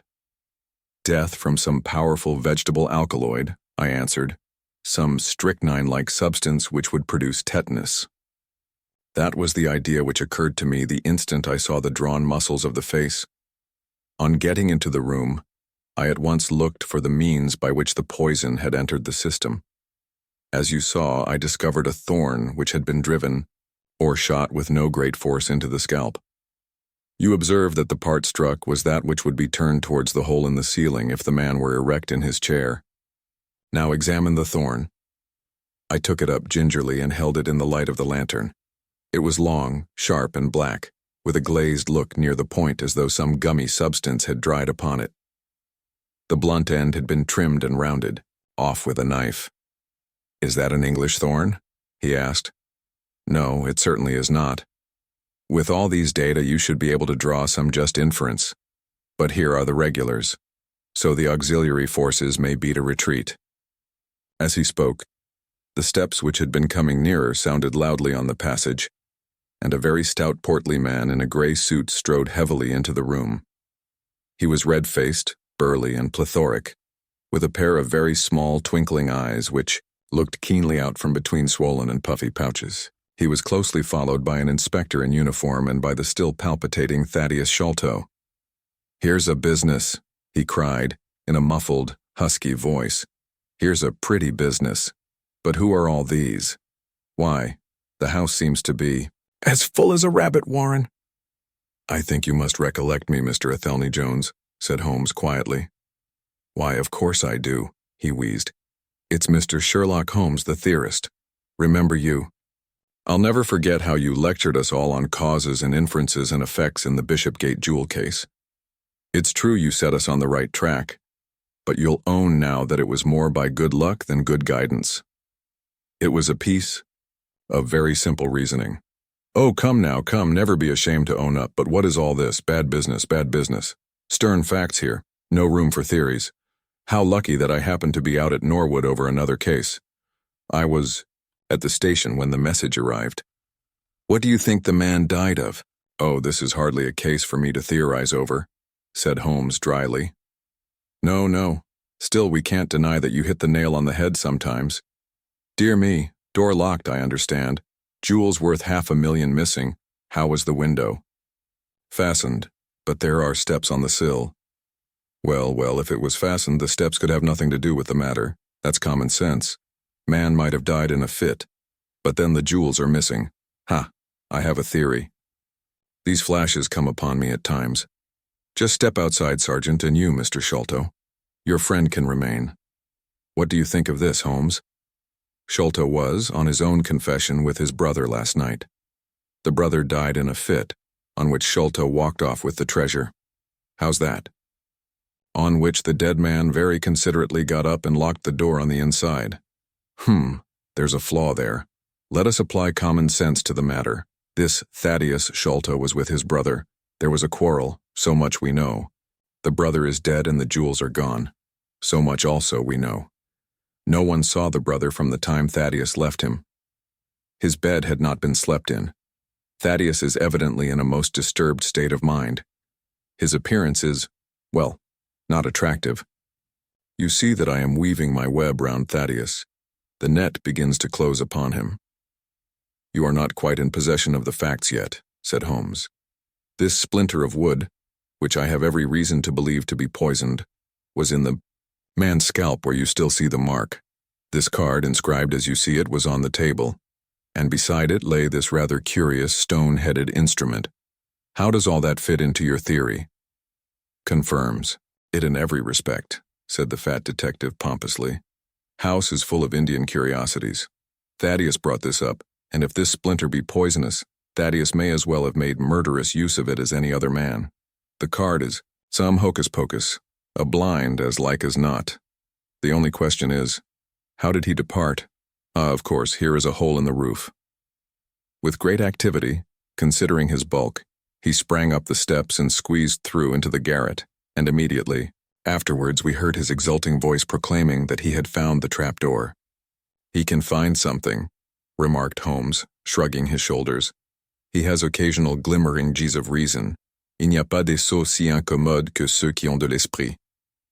You see, said Athelney Jones, reappearing down the steps again. Facts are better than mere theories after all. My view of the case is confirmed. There is a trapdoor communicating with the roof, and it is partly open. It was I who opened it. Oh, indeed. You did notice it. Then, he seemed a little crestfallen at the discovery. Well, whoever noticed it, it shows how our gentleman got away. Inspector? Yes, sir, from the passage. Ask Mr. Sholto to step this way. Mr. Sholto, it is my duty to inform you that anything which you may say will be used against you. I arrest you in the Queen's name as being concerned in the death of your brother. There now, didn't I tell you? cried the poor little man, throwing out his hands and looking from one to the other of us. "Don't trouble yourself about it, Mr. Sholto," said Holmes. "I think that I can engage to clear you of the charge." "Don't promise too much." "Mr. Theorist, don't promise too much," snapped the detective. "You may find it a harder matter than you think. Not only will I clear him, Mr. Jones, but I will make you a free present of the name and description of one of the two people who were in this room last night. His name, I have every reason to believe, is Jonathan Small. He is a poorly educated man, small, active, with his right leg off, and wearing a wooden stump which is worn away upon the inner side. His left boot has a coarse, square-toed sole, with an iron band round the heel. He is a middle-aged man, much sunburned, and has been a convict. These few indications may be of some assistance to you, coupled with the fact that there is a good deal of skin missing from the palm of his hand. The other man— "Ah, the other man?" asked Athelney Jones, in a sneering voice, but impressed nonetheless, as I could easily see by the precision of the other's manner. "Is a rather curious person," said Sherlock Holmes, turning upon his heel. "I hope before very long to be able to introduce you to the pair of them. A word with you, Watson." He led me out to the head of the stair. "This unexpected occurrence," he said, "has caused us rather to lose sight of the original purpose of our journey." "I have just been thinking so," I answered. "It is not right that Miss Morstan should remain in this stricken house. No, you must escort her home. She lives with Mrs. Cecil Forrester in Lower Camberwell, so it is not very far. I will wait for you here if you will drive out again. Or perhaps you are too tired." "By no means. I don't think I could rest until I know more of this fantastic business. I have seen something of the rough side of life, but I give you my word that this quick succession of strange surprises tonight has shaken my nerve completely. I should like, however, to see the matter through with you now that I've got so far." "Your presence will be of great service to me," he answered. "We shall work the case out independently and leave this fellow Jones to exult over any mare's nest which he may choose to construct. When you have dropped Miss Morstan, I wish you to go on to number 3, Pinchin Lane, down near the water's edge at Lambeth. The third house on the right-hand side is a birdstuffer's. Sherman is the name. You will see a weasel holding a young rabbit in the window. Knock old Sherman up and tell him with my compliments that I want Toby at once.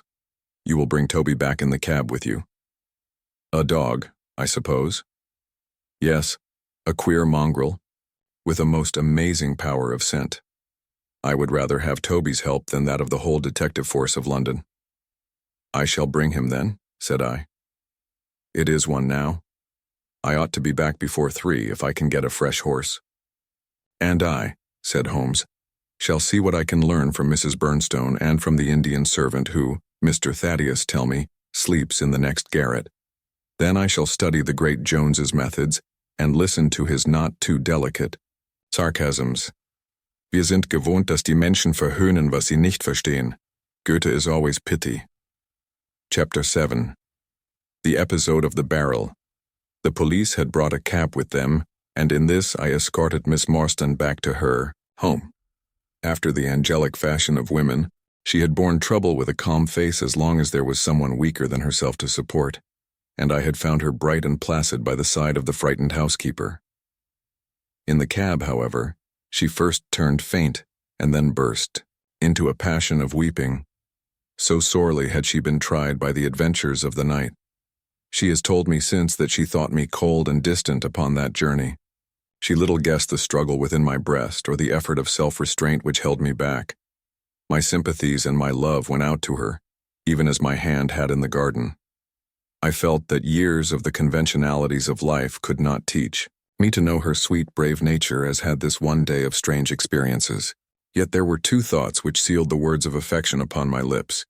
She was weak and helpless, shaken in mind and nerve. It was to take her at a disadvantage to obtrude love upon her at such a time. Worse still, she was rich.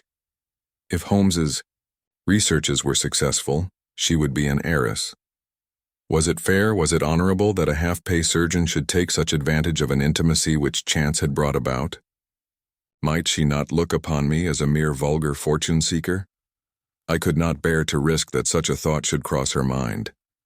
This Agra treasure intervened like an impassable barrier between us. It was nearly 2 o'clock when we reached Mrs. Cecil Forrester's.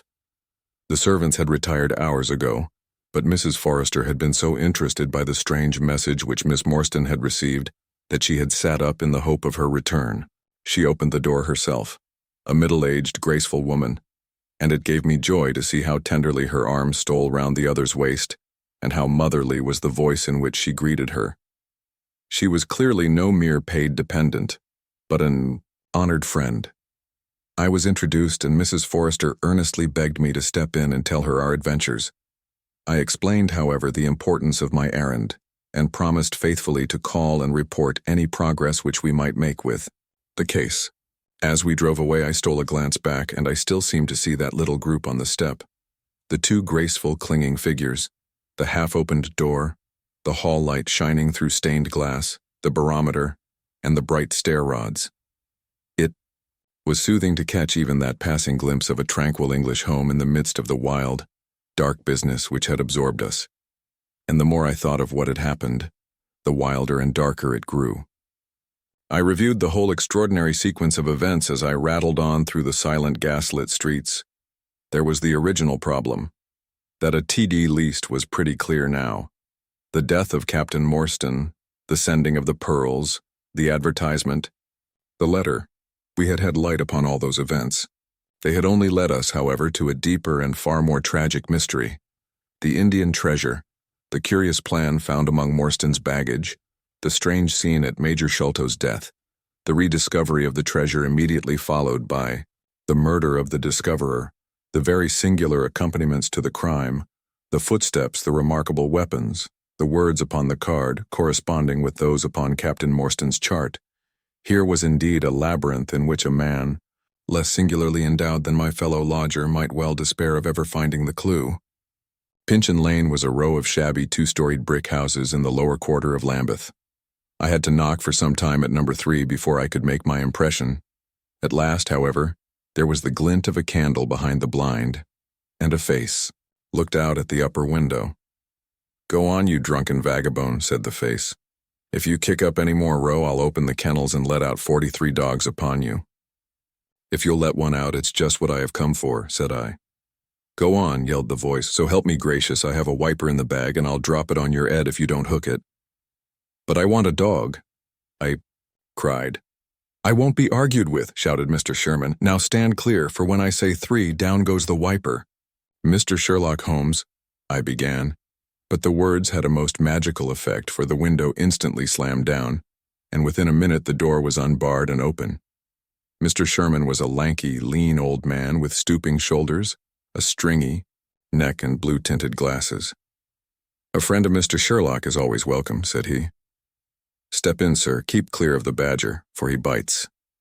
"Ah, naughty, naughty. Would you take a nip at the gentleman?" This to a stoat which thrust its wicked head and red eyes between the bars of its cage. "Don't mind that, sir. It's only a slow worm. It hain't got no fangs, so I gives it the run of the room, for it keeps the beetles down. You must not mind my being just a little short with you at first, for I'm guyed at by the children, and there's many a one just comes down this lane to knock me up. What was it that Mr. Sherlock Holmes wanted, sir?" "He wanted a dog of yours." "Ah, that would be Toby." "Yes, Toby was the name. Toby lives at number 7 on the left here." He moved slowly forward with his candle among the queer animal family which he had gathered round him. In the uncertain, shadowy light I could see dimly that there were glancing, glimmering eyes peeping down at us from every cranny and corner. Even the rafters above our heads were lined by solemn fowls who lazily shifted their weight from one leg to the other, as our voices disturbed their slumbers. Toby proved to be an ugly, long-haired, lop-eared creature, half spaniel and half lurcher, brown and white in color, with a very clumsy, waddling gait. It accepted, after some hesitation, a lump of sugar which the old naturalist handed to me, and, having thus sealed an alliance, it followed me to the cab, and made no difficulties about accompanying me. It had just struck 3 on the palace clock when I found myself back once more at Pondicherry Lodge. The ex-prize fighter McMurdo had, I found, been arrested as an accessory, and both he and Mr. Sholto had been marched off to the station. 2 constables guarded the narrow gate, but they allowed me to pass with the dog on my mentioning the detective's name.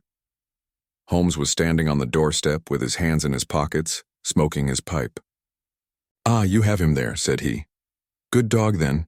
Athelney Jones has gone. We have had an immense display of energy since you left. He has arrested not only friend Thaddeus, but the gatekeeper, the housekeeper, and the Indian servant. We have the place to ourselves but for a sergeant upstairs. Leave the dog here and come up."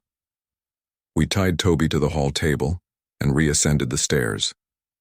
The room was as he had left it, save that a sheet had been draped over the central figure. A weary-looking police sergeant reclined in the corner. "Lend me your bullseye, Sergeant," said my companion. "Now tie this bit of card round my neck so as to hang it in front of me.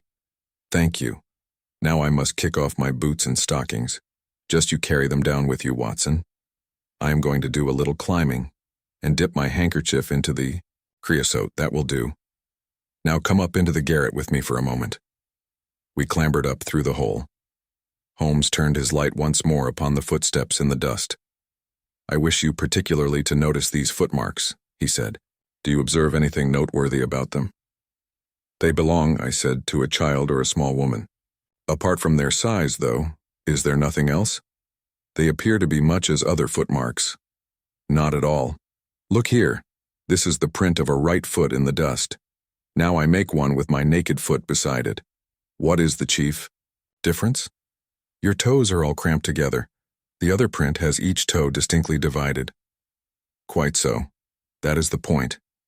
Bear that in mind. Now, would you kindly step over to that flap window and smell the edge of the woodwork? I shall stay here as I have this handkerchief in my hand." I did as he directed and was instantly conscious of a strong tarry smell. That is where he put his foot in getting out.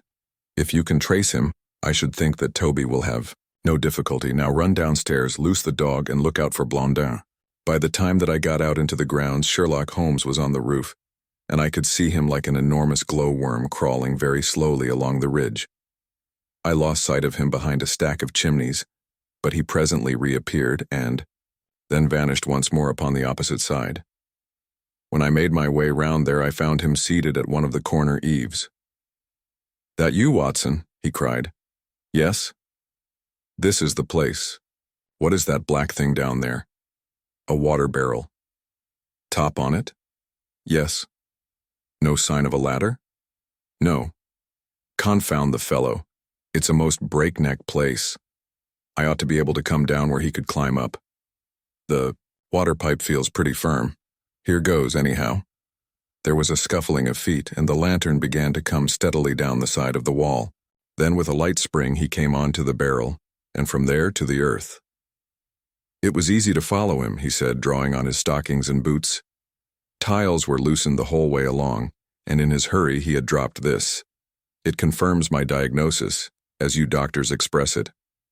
The object which he held up to me was a small pocket or pouch woven out of colored grasses, and with a few tawdry beads strung round it.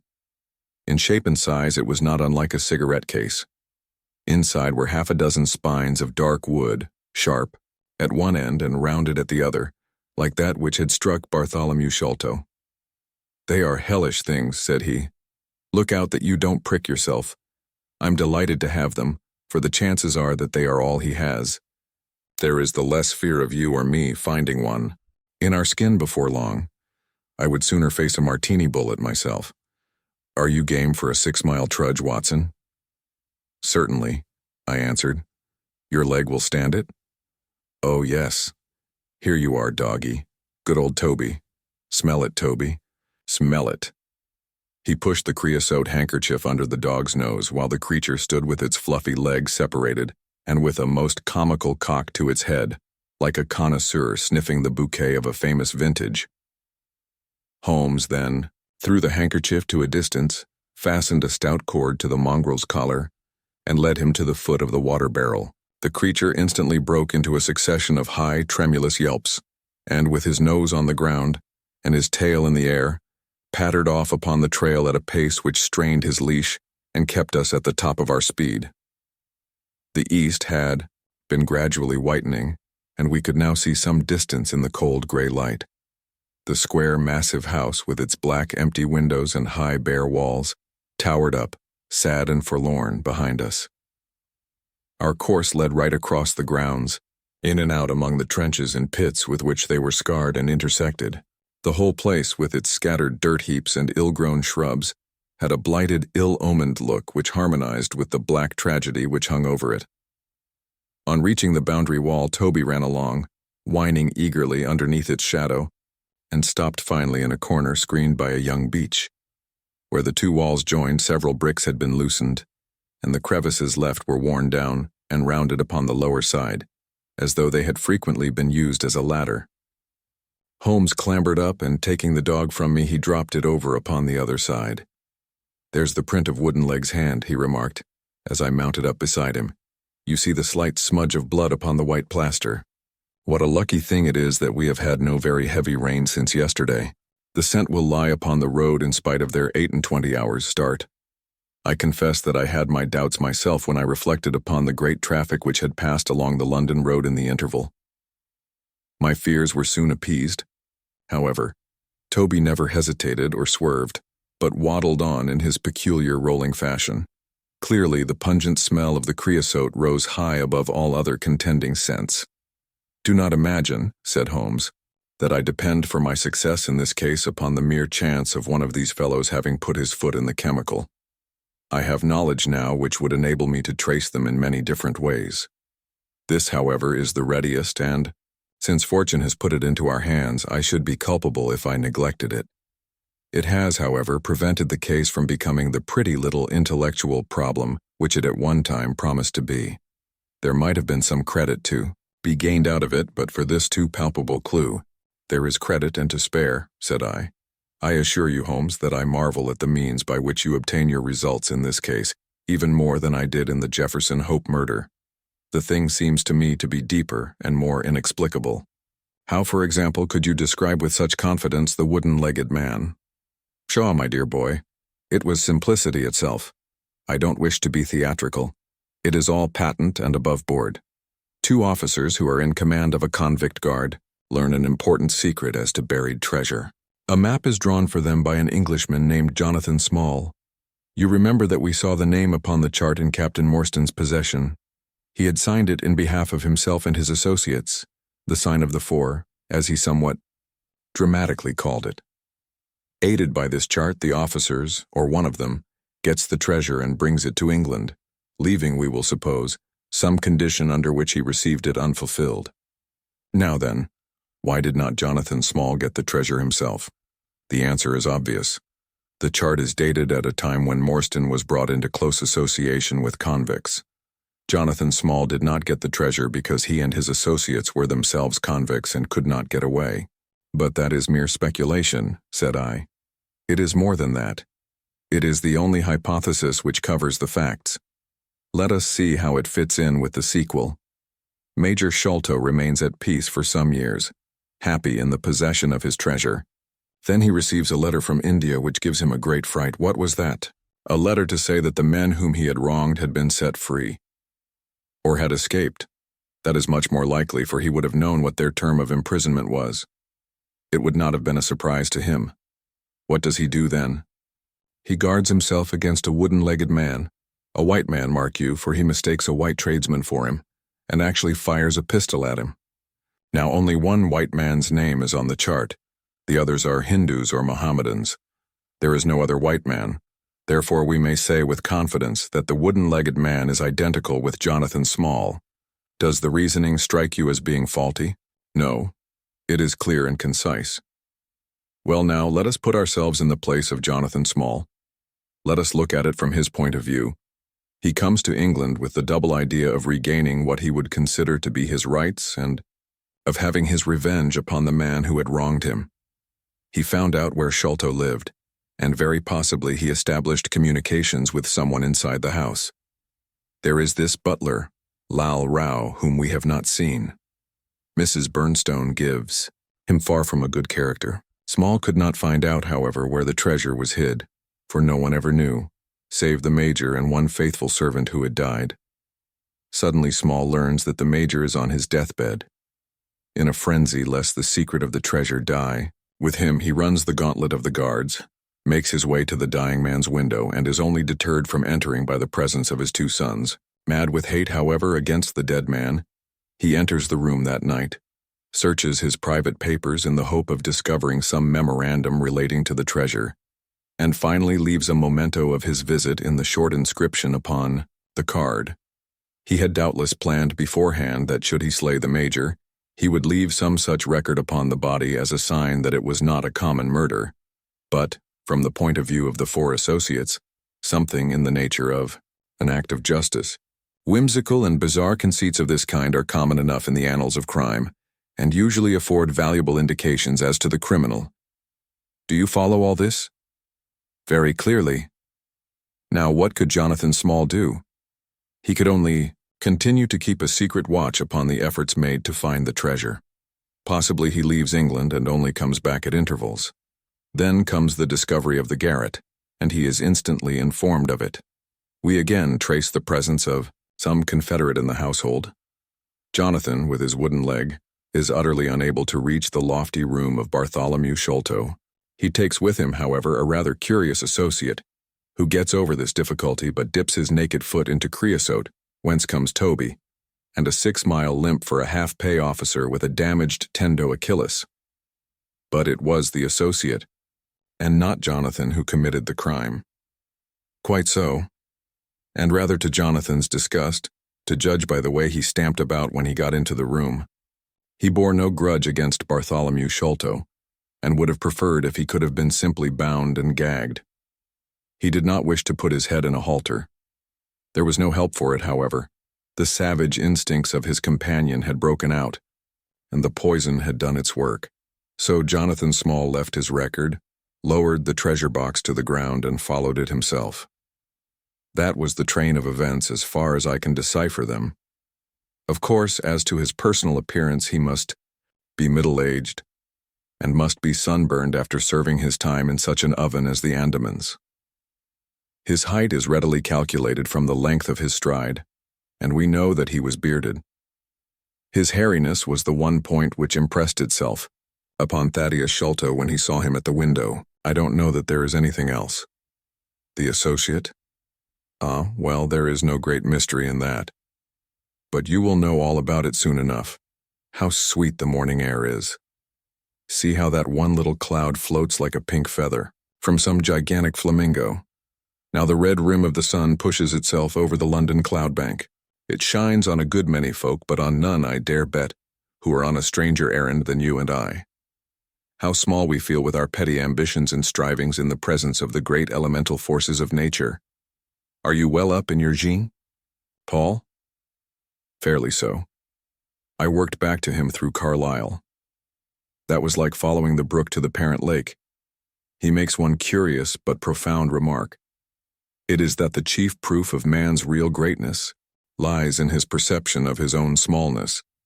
It argues, you see, a power of comparison and of appreciation, which is in itself a proof of nobility. There is much food for thought in Richter. You have not a pistol, have you?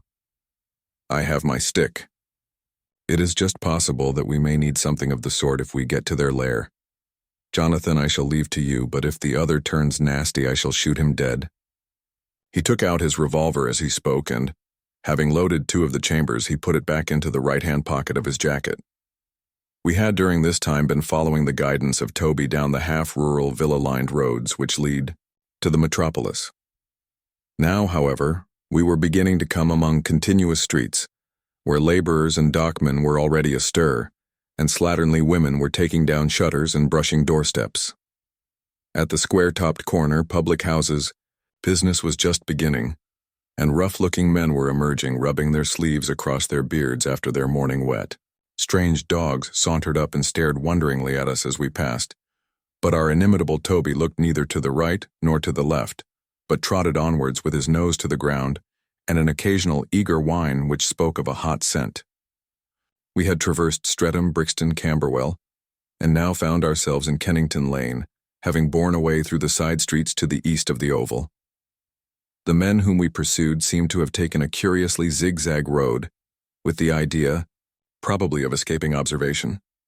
They had never kept to the main road if a parallel side street would serve their turn. At the foot of Kennington Lane, they had edged away to the left through Bond Street and Miles Street, where the latter street turns into Knight's Place.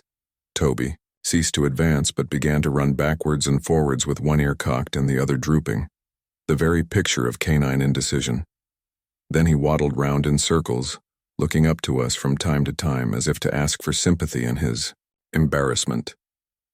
"What the deuce is the matter with the dog?" growled Holmes. "They surely would not take a cab or go off in a balloon." "Perhaps they stood here for some time," I suggested. "Ah, it's all right, he's off again," said my companion in a tone of relief. He was indeed off, for after sniffing round again he suddenly made up his mind and darted away with an energy and determination such as he had not yet shown. The scent appeared to be much hotter than before, for he had not even to put his nose on the ground, but tugged at his leash and tried to break into a run. I could see by the gleam in Holmes's eyes that he thought we were nearing the end of our journey. Our course now ran down Nine Elms until we came to Broderick and Nelson's large timber yard, just past the White Eagle Tavern. Here the dog, frantic with excitement, turned down through the side gate into the enclosure where the Sawyers were already at work. On the dog raced through sawdust and shavings, down an alley, round a passage, between two wood piles, and finally, with a triumphant yelp, sprang upon a large barrel which still stood upon the hand trolley on which it had been brought. With lolling tongue and blinking eyes, Toby stood upon the cask, looking from one to the other of us for some sign of appreciation. The staves of the barrel and the wheels of the trolley were smeared with a dark liquid, and the whole air was heavy with the smell of creosote. Sherlock Holmes and I looked blankly at each other, and then burst simultaneously into an uncontrollable fit of laughter. Chapter 8. The Baker Street Irregulars. "What now?" I asked. "Toby has lost his character for infallibility. He acted according to his lights," said Holmes, lifting him down from the barrel and walking him out of the timber yard. "If you consider how much creosote is carted about London in one day, it is no great wonder that our trail should have been crossed. It is much used now, especially for the seasoning of wood. Poor Toby is not to blame. We must get on the main scent again, I suppose." "Yes, and fortunately we have no distance to go." Evidently what puzzled the dog at the corner of Knight's Place was that there were two different trails, running in opposite directions. We took the wrong one. It only remains to follow the other. There was no difficulty about this. On leading Toby to the place where he had committed his fault, he cast about in a wide circle, and finally dashed off in a fresh direction. "We must take care that he does not now bring us to the place where the creosote barrel came from," I observed. "I had thought of that. But you notice that he keeps on the pavement whereas the barrel passed down the roadway. No, we are on the true scent now." It tended down towards the riverside, running through Belmont Place and Prince's Street. At the end of Broad Street it ran right down to the water's edge, where there was a small wooden wharf. Toby led us to the very edge of this, and there stood whining, looking out on the dark current beyond. "We are out of luck," said Holmes. "They have taken to a boat here." Several small punts and skiffs were lying about in the water, and on the edge of the wharf. We took Toby round to each in turn, but though he sniffed earnestly, he made no sign. Close to the rude landing stage was a small brick house with a wooden placard slung out through the second window.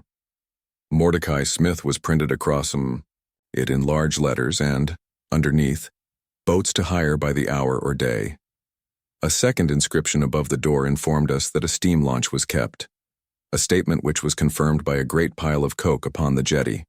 Sherlock Holmes looked slowly round, and his face assumed an ominous expression. "This looks bad," said he. "These fellows are sharper than I expected. They seem to have covered their tracks. There has, I fear, been preconcerted management here." He was approaching the door of the house when it opened, and a little curly-headed lad of 6 came running out, followed by a stoutish, red-faced woman with a large sponge in her hand. "You come back and be washed, Jack," she shouted. "Come back, you young imp, for if your father comes home and finds you like that, he'll let us hear of it." "Dear little chap," said Holmes, strategically. "What a rosy-cheeked young rascal. Now, Jack, is there anything you would like?" The youth pondered for a moment. "I'd like a shillin'," said he. "Nothing you would like better?" "I'd like 2 shillin' better," the prodigy answered after some thought. "Here you are, then. Catch. A fine child, Mrs. Smith. Lord bless you, sir, he is that and forward. He gets almost too much for me to manage, especially when my man is away days at a time. Away? Is he? Said Holmes in a disappointed voice. I am sorry for that, for I wanted to speak to Mr. Smith. He's been away since yesterday morning, sir, and truth to tell, I'm beginning to feel frightened about him. But if it was about a boat, sir, maybe I could serve as well. I wanted to hire his steam launch. Why, bless you, sir, it is in the steam launch that he is gone. That's what puzzles me, for I know there ain't more coals in her than would take her to about Woolwich and back. If he'd been away in the barge, I'd have thought nothing. For many a time, a job has taken him as far as Gravesend, and then if there was much doing there, he might have stayed over. But what good is a steam launch without coals? He might have bought some at a wharf down the river. He might, sir, but it weren't his way. Many a time I've heard him call out at the prices they charge for a few odd bags. Besides, I don't like that wooden-legged man with his ugly face and outlandish talk. What did he want always knocking about here for? A wooden-legged man? Said Holmes with bland surprise. Yes, sir, a brown, monkey-faced chap that's called more'n once for my old man. It was him that roused him up yesternight, and what's more, my man knew he was comin', for he had steam up in the launch. I tell you straight, sir, I don't feel easy in my mind about it. But my dear Mrs. Smith, said Holmes, shrugging his shoulders, you are frightening yourself about nothing. How could you possibly tell that it was the wooden-legged man who came in the night? I don't quite understand how you can be so sure. His voice, sir. I knew his voice, which is kind of thick and foggy. He tapped at the winder. About 3 it would be. Show a leg, matey, says he. Time to turn out guard. My old man woke up Jim, that's my eldest, and away they went, without so much as a word to me. I could hear the wooden leg clacking on the stones.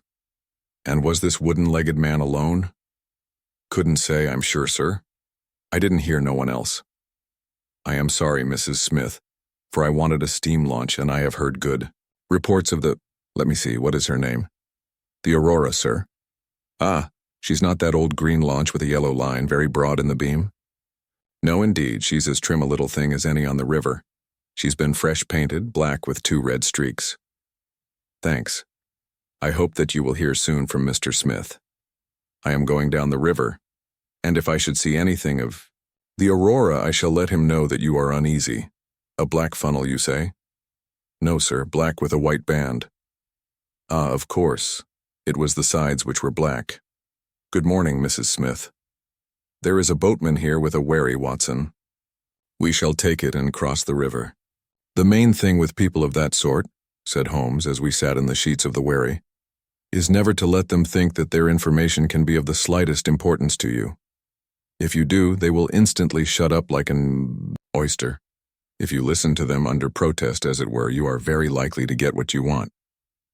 Our course now seems pretty clear, said I. What would you do then? I would engage a launch and go down the river on the track of the Aurora. My dear fellow, it would be a colossal task. She may have touched at any wharf on either side of the stream between here and Greenwich. Below the bridge there is a perfect labyrinth of landing places for miles. It would take you days and days to exhaust them if you set about it alone. Employ the police then. No, I shall probably call Athelney Jones in at the last moment. He is not a bad fellow, and I should not like to do anything which would injure him professionally. But I have a fancy for working it out myself, now that we have gone so far. Could we advertise then, asking for information from wharfingers? Worse and worse. Our men would know that the chase was hot at their heels and they would be off out of the country. As it is, they are likely enough to leave, but as long as they think they are perfectly safe, they will be in no hurry. Jones's energy will be of use to us there, for his view of the case is sure to push itself into the daily press, and the runaways will think that everyone is off on the wrong scent. What are we to do then? I asked as we landed near Millbank Penitentiary. Take this hansom, drive home, have some breakfast, and get an hour's sleep. It is quite on the cards that we may be afoot tonight again. Stop at a telegraph office. Cabby, we will keep Toby, for he may be of use to us yet. We pulled up at the Great Peter Street post office, and Holmes dispatched his wire. Whom do you think that is to? He asked, as we resumed our journey. I am sure I don't know. You remember the Baker Street division of the Detective Police Force, whom I employed in the Jefferson Hope case? Well, said I, laughing, this is just the case where they might be invaluable. If they fail, I have other resources, but I shall try them first. That wire was to my dirty little Lieutenant Wiggins, and I expect that he and his gang will be with us before we have finished our breakfast. It was between 8 and 9 o'clock now, and I was conscious of a strong reaction after the successive excitements of the night. I was limp and weary, befogged in mind and fatigued in body. I had not the professional enthusiasm which carried my companion on, nor could I look at the matter as a mere abstract intellectual problem. As far as the death of Bartholomew Sholto went, I had heard little good of him, and could feel no intense antipathy to his murderers. The treasure, however, was a different matter. That, or part of it, belonged rightfully to Miss Morstan. While there was a chance of recovering it, I was ready to devote my life to the one object. True, if I found it, it would probably put her forever beyond my reach. Yet it would be a petty and selfish love which would be influenced by such a thought as that. If Holmes could work to find the criminals, I had a tenfold stronger reason to urge me on to find the treasure. A bath at Baker Street and a complete change freshened me up wonderfully. When I came down to our room, I found the breakfast laid and Holmes pouring out the coffee. Here it is, said he, laughing and pointing to an open newspaper. The energetic Jones and the ubiquitous reporter have fixed it up between them. But you have had enough of the case. Better have your ham and eggs first. I took the paper from him and read the short notice, which was headed, Mysterious Business at Upper Norwood. About 12 o'clock last night, said the Standard, Mr. Bartholomew Sholto of Pondicherry Lodge, Upper Norwood, was found dead in his room under circumstances which point to foul play. As far as we can learn, no actual traces of violence were found upon Mr. Sholto's person, but a valuable collection of Indian gems which the deceased gentleman had inherited from his father has been carried off. The discovery was first made by Mr. Sherlock Holmes and Dr. Watson, who had called at the house with Mr. Thaddeus Sholto, brother of the deceased. By a singular piece of good fortune, Mr. Athelney Jones, the well-known member of the detective police force, happened to be at the Norwood police station and was on the ground within half an hour of the first alarm. His trained and experienced faculties were at once directed towards the detection of the criminals, with the gratifying result that the brother, Thaddeus Sholto, has already been arrested, together with the housekeeper, Mrs. Burnstone, an Indian butler named Lal Rao, and a porter or gatekeeper named McMurdo. It is quite certain that the thief or thieves were well acquainted with the house, for Mr. Jones's well-known technical knowledge and his powers of minute observation have enabled him to prove conclusively that the miscreants could not have entered by the door or by the window, but must have made their way across the roof of the building and so through a trapdoor into a room which communicated with that in which the body was found. This fact, which has been very clearly made out, proves conclusively that it was no mere haphazard burglary. The prompt and energetic action of the officers of the law shows the great advantage of the presence on such occasions of a single vigorous and masterful mind. We cannot but think that it supplies an argument to those who would wish to see our detectives more decentralized, and so brought into closer and more effective touch with the cases which it is their duty to investigate. "Isn't it gorgeous?" said Holmes, grinning over his coffee cup. "What do you think of it?" "I think that we have had a close shave ourselves of being arrested for the crime." "So do I. I wouldn't answer for our safety now, if he should happen to have another of his attacks of energy." At this moment there was a loud ring at the bell, and I could hear Mrs. Hudson, our landlady, raising her voice in a wail of expostulation and dismay. "By heaven, Holmes," I said, half rising, "I believe that they are really after us." "No, it's not quite so bad as that. It is the unofficial force, the Baker Street irregulars." As he spoke, there came a swift pattering of naked feet upon the stairs, a clatter of high voices, and in rushed a dozen dirty and ragged little street Arabs. There was some show of discipline among them despite their tumultuous entry, for they instantly drew up in line and stood facing us with expectant faces. One of their number, taller and older than the others, stood forward with an air of lounging superiority, which was very funny in such a disreputable little scarecrow. "Got your message, sir," said he, and brought 'em on sharp. 3 bobby, and a tanner for tickets. "Here you are," said Holmes, producing some silver. "In future they can report to you, Wiggins, and you to me. I cannot have the house invaded in this way. However, it is just as well that you should all hear the instructions. I want to find the whereabouts of a steam launch called the Aurora. Owner Mordecai Smith. Black with 2 red streaks. Funnel black with a white band. She is down the river somewhere. I want one boy to be at Mordecai Smith's landing stage opposite Millbank to say if the boat comes back. You must divide it out among yourselves and do both banks thoroughly. Let me know the moment you have news. Is that all clear?" "Yes, Governor," said Wiggins. "The old scale of pay and a guinea to the boy who finds the boat. Here's a day in advance. Now off you go." He handed them a shilling each, and away they buzzed down the stairs, and I saw them a moment later streaming down the street. "If the launch is above water, they will find her," said Holmes as he rose from the table and lit his pipe. "They can go everywhere, see everything, overhear everyone. I expect to hear before evening that they have spotted her. In the meanwhile, we can do nothing but await results. We cannot pick up the broken trail until we find either the Aurora or Mr. Mordecai Smith. Toby could eat these scraps, I dare say. Are you going to bed, Holmes?" "No, I am not tired. I have a curious constitution. I never remember feeling tired by work, though idleness exhausts me completely. I am going to smoke and to think over this queer business to which my fair client has introduced us. If ever man had an easy task, this of ours ought to be. Wooden-legged men are not so common, but the other man must, I should think, be absolutely unique. That other man again. I have no wish to make a mystery of him, to you anyway, but you must have formed your own opinion. Now do consider the data. Diminutive footmarks, toes never fettered by boots, naked feet, stone-headed wooden mace, great agility, small poisoned darts. What do you make of all this?" "A savage," I exclaimed. "Perhaps one of those Indians who were the associates of Jonathan Small." "Hardly that," said he. "When first I saw signs of strange weapons, I was inclined to think so, but the remarkable character of the footmarks caused me to reconsider my views. Some of the inhabitants of the Indian peninsula are small men, but none could have left such marks as that. The Hindu proper has long and thin feet. The sandal-wearing Mohammedan has the great toe well separated from the others, because the thong is commonly passed between. These little darts, too, could only be shot in one way. They are from a blowpipe. Now then, where are we to find our savage?" "South American," I hazarded.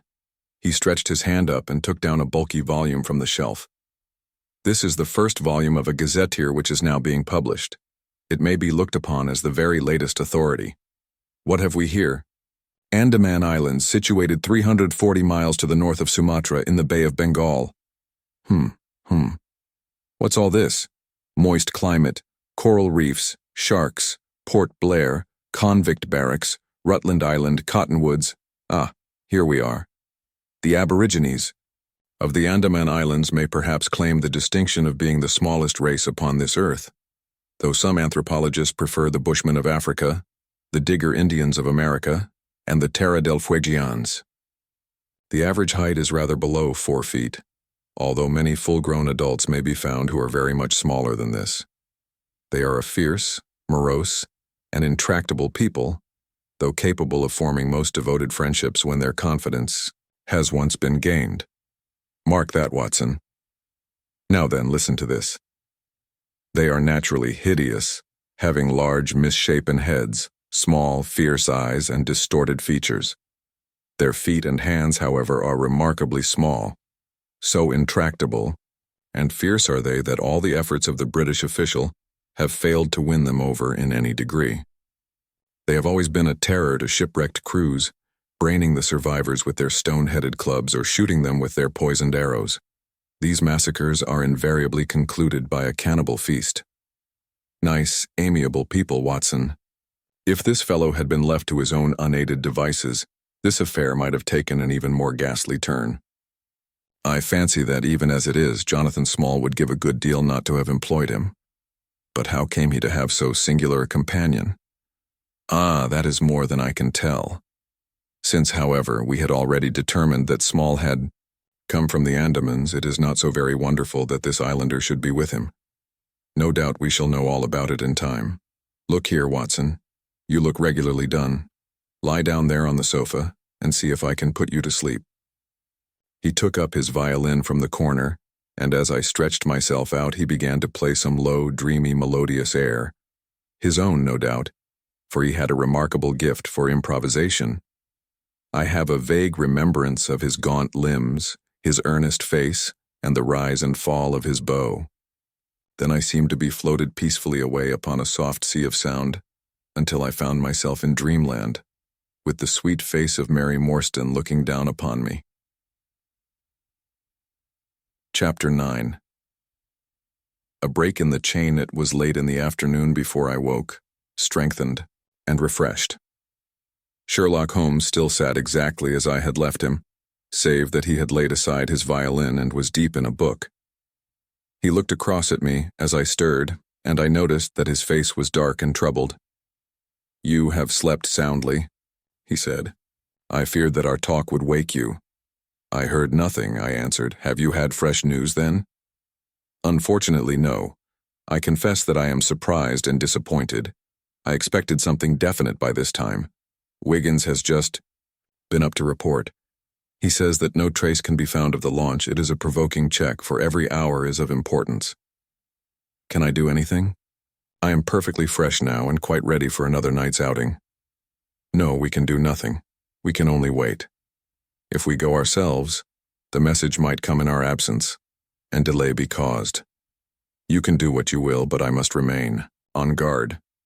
Then I shall run over to Camberwell and call upon Mrs. Cecil Forrester. She asked me to yesterday." "On Mrs. Cecil Forrester?" asked Holmes, with the twinkle of a smile in his eyes. "Well, of course, Miss Morstan, too. They were anxious to hear what happened." "I would not tell them too much," said Holmes. "Women are never to be entirely trusted, not the best of them." I did not pause to argue over this atrocious sentiment. "I shall be back in an hour or two," I remarked. "All right. Good luck. But I say, if you are crossing the river, you may as well return, Toby, for I don't think it is at all likely that we shall have any use for him now." I took our mongrel accordingly and left him, together with a half-sovereign, at the old naturalist's in Pinchin Lane.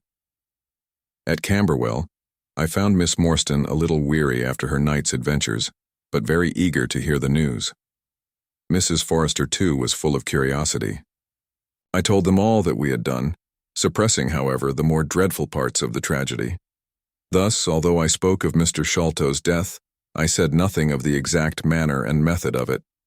With all my omissions, however, there was enough to startle and amaze them. "It is a romance," cried Mrs. Forrester. "An injured lady, $500,000 in treasure, a black cannibal, and a wooden-legged ruffian. They take the place of the conventional dragon, or wicked earl. And 2 knight-errants to the rescue," added Miss Morstan with a bright glance at me. "Why, Mary, your fortune depends upon the issue of this search. I don't think that you are nearly excited enough. Just imagine what it must be to be so rich and to have the world at your feet." It sent a little thrill of joy to my heart to notice that she showed no sign of elation at the prospect. On the contrary, she gave a toss of her proud head, as though the matter were one in which she took small interest.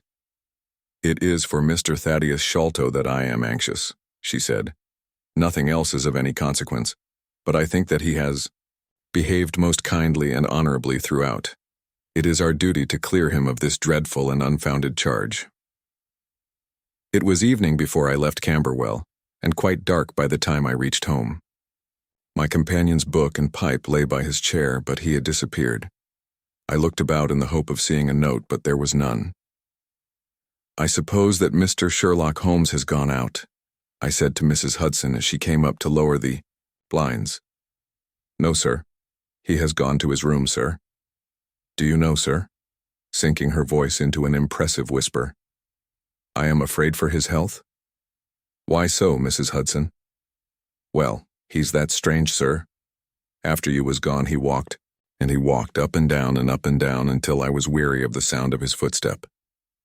Then I heard him talking to himself and muttering, and every time the bell rang out he came on the stairhead with, 'What is that, Mrs. Hudson?'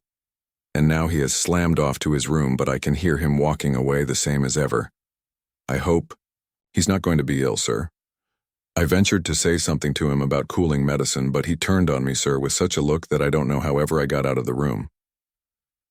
I don't think that you have any cause to be uneasy, Mrs. Hudson, I answered. I have seen him like this before. He has some small matter upon his mind which makes him restless.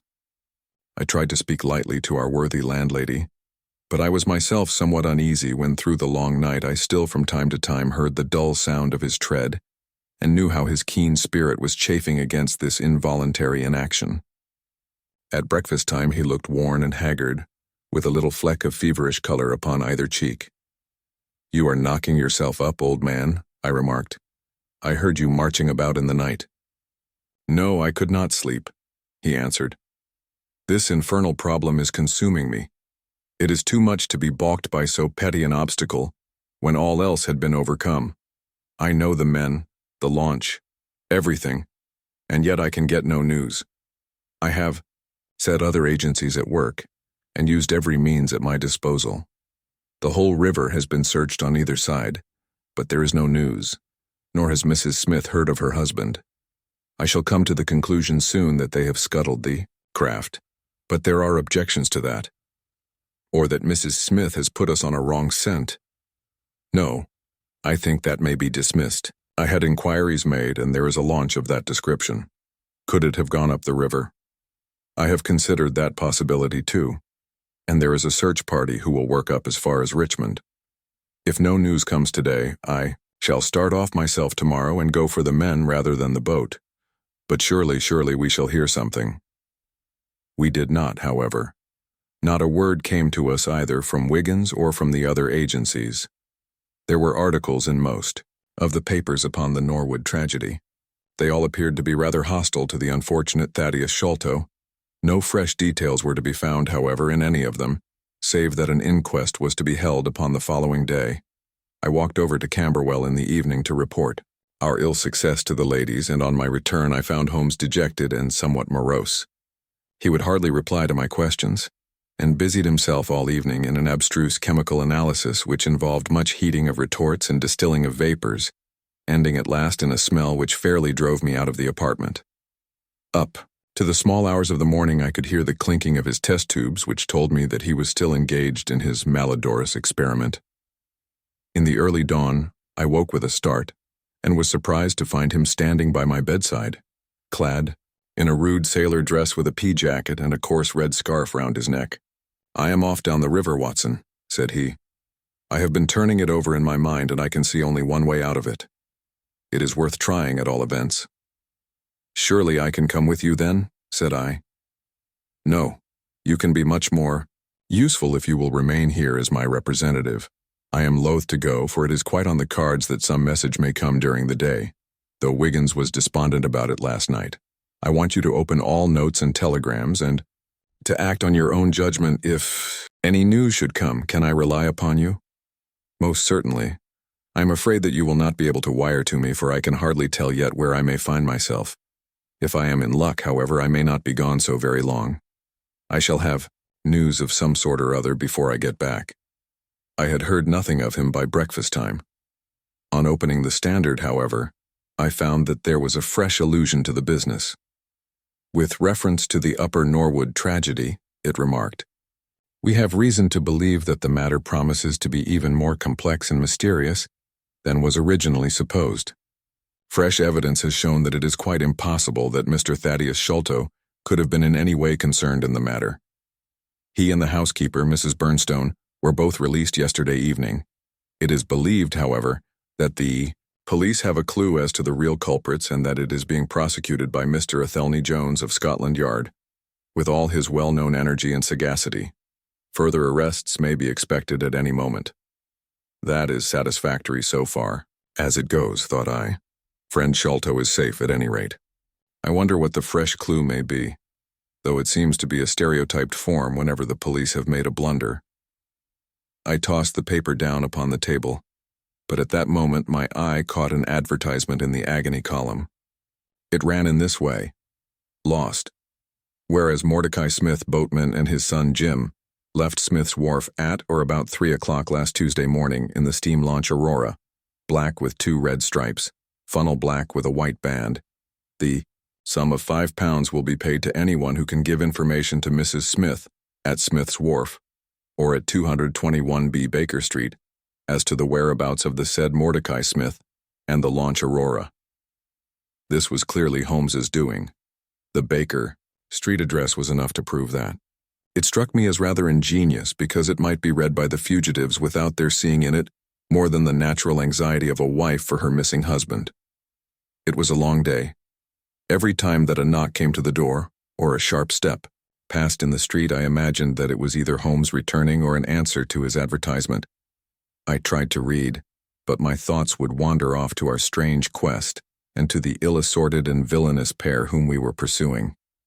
Could there be, I wondered, some radical flaw in my companion's reasoning?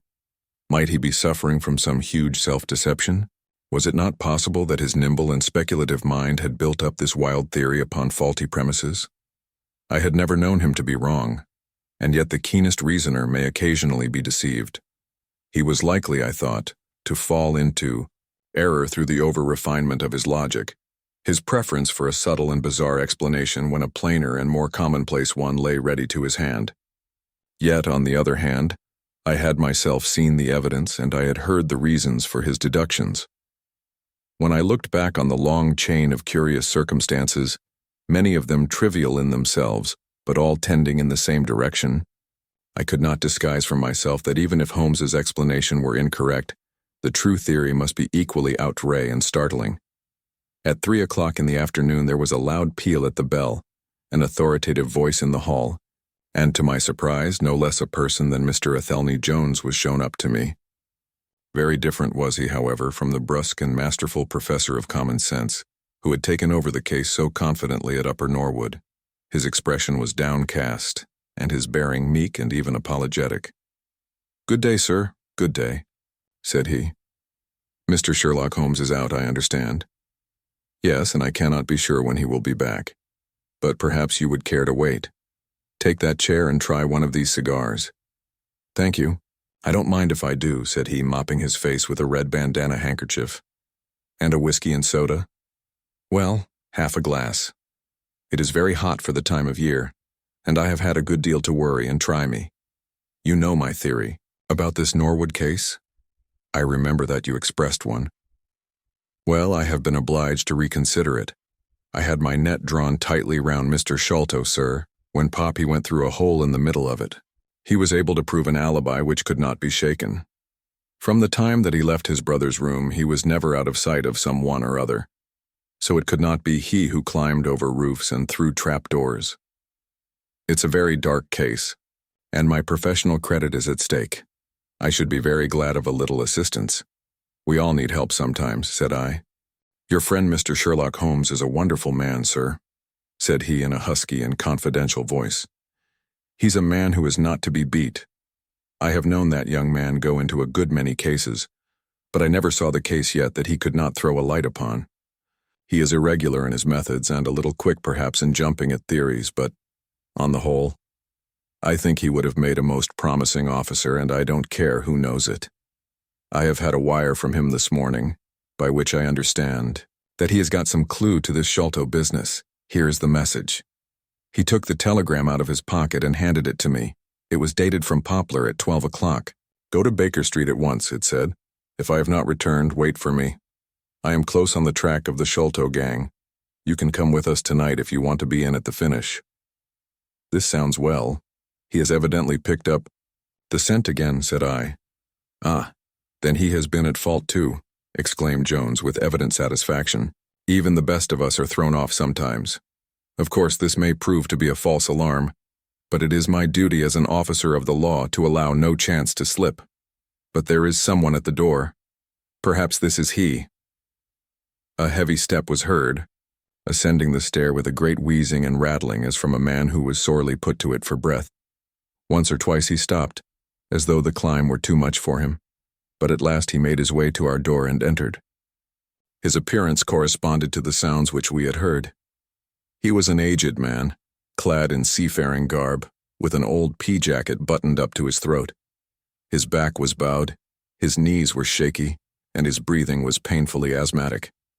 As he leaned upon a thick oaken cudgel, his shoulders heaved in the effort to draw the air into his lungs. He had a colored scarf round his chin, and I could see little of his face save a pair of keen dark eyes, overhung by bushy white brows and long gray side whiskers. Altogether, he gave me the impression of a respectable master mariner who had fallen into years and poverty. "What is it, my man?" I asked. He looked about him in the slow, methodical fashion of old age. "Is Mr. Sherlock Holmes here?" said he. "No, but I am acting for him. You can tell me any message you have for him." "It was to him himself I was to tell it," said he. "But I tell you that I am acting for him. Was it about Mordecai Smith's boat?" "Yes. I knows well where it is. And I knows where the men he is after are. And I knows where the treasure is. I knows all about it." "Then tell me, and I shall let him know." "It was to him I was to tell it," he repeated, with the petulant obstinacy of a very old man. "Well, you must wait for him." No. I ain't gonna lose a whole day to please no one. If Mr. Holmes ain't here, then Mr. Holmes must find it all out for himself. I don't care about the look of either of you, and I won't tell a word." He shuffled towards the door, but Athelney Jones got in front of him. "Wait a bit, my friend," said he. "You have important information, and you must not walk off. We shall keep you whether you like or not until our friend returns." The old man made a little run towards the door, but as Athelney Jones put his broad back up against it, he recognized the uselessness of resistance. "Pretty sort of treatment this," he cried, stamping his stick. "I come here to see a gentleman, and you two, who I never saw in my life, seize me and treat me in this fashion." "You will be none the worse," I said. "We shall recompense you for the loss of your time. Sit over here on the sofa, and you will not have long to wait." He came across sullenly enough and seated himself with his face resting on his hands. Jones and I resumed our cigars and our talk. Suddenly, however, Holmes's voice broke in upon us. "I think that you might offer me a cigar too," he said. We both started in our chairs. There was Holmes sitting close to us with an air of quiet amusement. "Holmes," I exclaimed. "You here? But where is the old man?" "Here is the old man," said he, holding out a heap of white hair. "Here he is, wig, whiskers, eyebrows, and all. I thought my disguise was pretty good, but I hardly expected that it would stand that test." "Ah, you rogue," cried Jones, highly delighted. "You would have made an actor, and a rare one. You had the proper workhouse cough, and those weak legs of yours are worth £10 a week. I thought I knew the glint of your eye, though. You didn't get away from us so easily, you see." "I've been working in that get-up all day," said he, lighting his cigar. "You see, a good many of the criminal classes begin to know me, especially since our friend here took to publishing some of my cases. So I can only go on the warpath under some simple disguise like this. You got my wire?" "Yes, that was what brought me here." "How has your case prospered?" "It has all come to nothing. I have had to release 2 of my prisoners, and there is no evidence against the other 2. "Never mind. We shall give you 2 others in the place of them. But you must put yourself under my orders. You are welcome to all the official credit, but you must act on the line that I point out." "Is that agreed?" "Entirely, if you will help me to the men." "Well then, in the first place I shall want a fast police boat, a steam launch, to be at the Westminster Stairs at 7 o'clock. That is easily managed. There is always one about there, but I can step across the road and telephone, to make sure. Then I shall want 2 staunch men in case of resistance. There will be 2 or 3 in the boat. What else? When we secure the men, we shall get the treasure. I think that it would be a pleasure to my friend here to take the box round to the young lady to whom half of it rightfully belongs. Let her be the first to open it, Watson? It would be a great pleasure to me." "Rather an irregular proceeding," said Jones, shaking his head. "However, the whole thing is irregular, and I suppose we must wink at it. The treasure must afterwards be handed over to the authorities until after the official investigation." "Certainly. That is easily managed. One other point. I should much like to have a few details about this matter from the lips of Jonathan Small himself. You know I like to work the detail of my cases out. There is no objection to my having an unofficial interview with him either here in my rooms or elsewhere as long as he is efficiently guarded. Well, you are master of the situation. I have had no proof yet of the existence of this Jonathan Small. However, if you can catch him, I don't see how I can refuse you an interview with him. That is understood, then? Perfectly. Is there anything else? Only that I insist upon your dining with us. It will be ready in half an hour. I have oysters and a brace of grouse with something a little choice in white wines. Watson, you have never yet recognized my merits as a housekeeper. Chapter 10. The End of the Islander. Our meal was a merry one. Holmes could talk exceedingly well when he chose, and that night he did choose. He appeared to be in a state of nervous exaltation. I have never known him so brilliant. He spoke on a quick succession of subjects, on miracle plays, on medieval pottery, on Stradivarius violins, on the Buddhism of Ceylon, and on the warships of the future, handling each as though he had made a special study of it. His bright humor marked the reaction from his black depression of the preceding days. Athelney Jones proved to be a sociable soul in his hours of relaxation, and faced his dinner with the air of a bon vivant. For myself, I felt elated at the thought that we were nearing the end of our task, and I caught something of Holmes's gaiety. None of us alluded during dinner to the cause which had brought us together. When the cloth was cleared, Holmes glanced at his watch and filled up 3 glasses with port. "One bumper," said he, "to the success of our little expedition. And now it is high time we were off. Have you a pistol, Watson?" "I have my old service revolver in my desk." "You had best take it then. It is well to be prepared. I see that the cab is at the door. I ordered it for 6:30. It was a little past 7 before we reached the Westminster Wharf and found our launch awaiting us. Holmes eyed it critically. "Is there anything to mark it as a police boat?" "Yes, that green lamp at the side." "Then take it off." The small change was made, we stepped on board, and the ropes were cast off. Jones, Holmes, and I sat in the stern. There was 1 man at the rudder, 1 to tend the engines, and 2 burly police inspectors forward. "Where to?" asked Jones. "To the tower. Tell them to stop opposite Jacobson's yard." Our craft was evidently a very fast one. We shot past the long lines of loaded barges as though they were stationary. Holmes smiled with satisfaction as we overhauled a river steamer and left her behind us. "We ought to be able to catch anything on the river," he said. "Well, hardly that, but there are not many launches to beat us. We shall have to catch the Aurora, and she has a name for being a clipper. I will tell you how the land lies, Watson. You recollect how annoyed I was at being balked by so small a thing?" "Yes. Well, I gave my mind a thorough rest by plunging into a chemical analysis. One of our greatest statesmen has said that a change of work is the best rest. So it is. When I had succeeded in dissolving the hydrocarbon which I was at work at, I came back to our problem of the Sholtos and thought the whole matter out again. My boys had been up the river and down the river without result. The launch was not at any landing stage or wharf, nor had it returned. Yet it could hardly have been scuttled to hide their traces, though that always remained as a possible hypothesis, if all else failed. I knew this man Small had a certain degree of low cunning, but I did not think him capable of anything in the nature of delicate finesse. That is usually a product of higher education. I then reflected that since he had certainly been in London some time, as we had evidence that he maintained a continual watch over Pondicherry Lodge, he could hardly leave at a moment's notice, but would need some little time, if it were only a day, to arrange his affairs. That was the balance of probability, at any rate. "It seems to me to be a little weak," said I.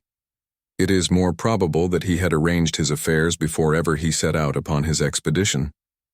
"No, I hardly think so. This lair of his would be too valuable a retreat in case of need, for him to give it up until he was sure that he could do without it." But a second consideration struck me. Jonathan Small must have felt that the peculiar appearance of his companion, however much he may have top-coated him, would give rise to gossip, and possibly be associated with this Norwood tragedy. He was quite sharp enough to see that. They had started from their headquarters under cover of darkness, and he would wish to get back before it was broad light. Now it was past 3 o'clock, according to Mrs. Smith, when they got the boat. It would be quite bright, and people would be about in an hour or so. Therefore, I argued, they did not go very far. They paid Smith well to hold his tongue, reserved his launch for the final escape, and hurried to their lodgings with the treasure box. In a couple of nights, when they had time to see what view the papers took, and whether there was any suspicion, they would make their way under cover of darkness to some ship at Gravesend or in the Downs, where no doubt they had already arranged for passages to America or the colonies. But the launch? They could not have taken that to their lodgings. Quite so. I argued that the launch must be no great way off in spite of its invisibility. I then put myself in the place of Small and looked at it as a man of his capacity would. He would probably consider that to send back the launch or to keep it at a wharf would make pursuit easy if the police did happen to get on his track. How then could he conceal the launch and yet have her at hand when wanted? I wondered what I should do myself if I were in his shoes. I could only think of one way of doing it. I might hand the launch over to some boat builder or repairer, with directions to make a trifling change in her. She would then be removed to his shed or yard, and so be effectually concealed, while at the same time I could have her at a few hours' notice. That seems simple enough. It is just these very simple things which are extremely liable to be overlooked. However, I determined to act on the idea. I started at once in this harmless seaman's rig and inquired at all the yards down the river. I drew blank at 15, but at the 16th, Jacobson's, I learned that the Aurora had been handed over to them 2 days ago by a wooden-legged man, with some trivial directions as to her rudder. "There ain't naught amiss with her rudder," said the foreman. "There she lies with the red streaks." At that moment, who should come down but Mordecai Smith, the missing owner. He was rather the worse for liquor. I should not, of course, have known him, but he bellowed out his name and the name of his launch. "I want her tonight at 8 o'clock, said he. 8 o'clock sharp, mind, for I have 2 gentlemen who won't be kept waiting. They had evidently paid him well, for he was very flush of money, chucking shillings about to the men. I followed him some distance, but he subsided into an alehouse. So I went back to the yard and, happening to pick up one of my boys on the way, I stationed him as a sentry over the launch. He is to stand at water's edge and wave his handkerchief to us when they start. We shall be lying off in the stream, and it will be a strange thing if we do not take men, treasure, and all. You have planned it all very neatly, whether they are the right men or not," said Jones. "But if the affair were in my hands, I should have had a body of police in Jacobson's yard and arrested them when they came down. Which would have been never. This man Small is a pretty shrewd fellow. He would send a scout on ahead, and if anything made him suspicious, lie snug for another week. But you might have stuck to Mordecai Smith and so been led to their hiding place," said I. "In that case, I should have wasted my day. I think that it is 100 to 1 against Smith knowing where they live. As long as he has liquor and good pay, why should he ask questions? They send him messages what to do. No, I thought over every possible course, and this is the best." While this conversation had been proceeding, we had been shooting the long series of bridges which span the Thames. As we passed the city, the last rays of the sun were gilding the cross upon the summit of St. Paul's. It was twilight before we reached the tower. "That is Jacobson's yard," said Holmes, pointing to a bristle of masts and rigging on the Surrey side. "Cruise gently up and down here under cover of this string of lighters." He took a pair of night glasses from his pocket and gazed some time at the shore. "I see my sentry at his post," he remarked, "but no sign of a handkerchief." "Suppose we go downstream a short way and lie in wait for them," said Jones eagerly. We were all eager by this time, even the policemen and stokers, who had a very vague idea of what was going forward. "We have no right to take anything for granted," Holmes answered. "It is certainly 10 to 1 that they go downstream, but we cannot be certain. From this point we can see the entrance of the yard, and they can hardly see us. It will be a clear night and plenty of light. We must stay where we are. See how the folk swarm over yonder in the gaslight. They are coming from work in the yard. Dirty-looking rascals, but I suppose everyone has some little immortal spark concealed about him. You would not think it to look at them. There is no a priori probability about it. A strange enigma is man. Someone calls him a soul concealed in an animal," I suggested. Winwood Reade is good upon the subject, said Holmes. He remarks that while the individual man is an insoluble puzzle, in the aggregate he becomes a mathematical certainty. You can, for example, never foretell what any one man will do, but you can say with precision what an average number will be up to. Individuals vary, but percentages remain constant. So says the statistician. But do I see a handkerchief? Surely there is a white flutter over yonder. Yes, it is your boy, I cried. I can see him plainly. And there is the Aurora, exclaimed Holmes, and going like the devil. Full speed ahead, engineer. Make after that launch with the yellow light. By heaven, I shall never forgive myself if she proves to have the heels of us. She had slipped unseen through the yard entrance and passed behind 2 or 3 small craft, so that she had fairly got her speed up before we saw her. Now she was flying down the stream, near into the shore, going at a tremendous rate. Jones looked gravely at her and shook his head. She is very fast, he said. I doubt if we shall catch her. We must catch her, cried Holmes between his teeth. Heap it on, stokers. Make her do all she can. If we burn the boat, we must have them.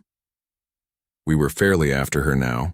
The furnaces roared, and the powerful engines whizzed and clanked like a great metallic heart. Her sharp, steep prow cut through the river water and sent 2 rolling waves to right and to left of us. With every throb of the engines, we sprang and quivered like a living thing. One great yellow lantern in our bows threw a long, flickering funnel of light in front of us. Right ahead, a dark blur upon the water showed where the Aurora lay, and the swirl of white foam behind her spoke of the pace at which she was going. We flashed past barges, steamers, merchant vessels in and out, behind this one and round the other. Voices hailed us out of the darkness, but still the Aurora thundered on, and still we followed close upon her track. Pile it on, men, pile it on, cried Holmes, looking down into the engine room, while the fierce glow from below beat upon his eager aquiline face. Get every pound of steam you can. I think we gain a little, said Jones, with his eyes on the Aurora. I am sure of it, said I. We shall be up with her in a very few minutes. At that moment, however, as our evil fate would have it, a tug with 3 barges in tow blundered in between us. It was only by putting our helm hard down that we avoided a collision, and before we could round them and recover our way, the Aurora had gained a good 200 yards. She was still, however, well in view, and the murky, uncertain twilight was setting into a clear, starlit night. Our boilers were strained to their utmost, and the frail shell vibrated and creaked with the fierce energy which was driving us along. We had shot through the Pool, past the West India docks, down the long Deptford Reach and up again after rounding the Isle of Dogs. The dull blur in front of us resolved itself now clearly enough into the dainty Aurora. Jones turned our searchlight upon her so that we could plainly see the figures upon her deck. One man sat by the stern with something black between his knees over which he stooped. Beside him lay a dark mass which looked like a Newfoundland dog. The boy held the tiller, while against the red glare of the furnace I could see old Smith stripped to the waist and shoveling coals for dear life. They may have had some doubt at first as to whether we were really pursuing them, but now, as we followed every winding and turning which they took, there could no longer be any question about it. At Greenwich we were about 300 paces behind them. At Blackwall we could not have been more than 250.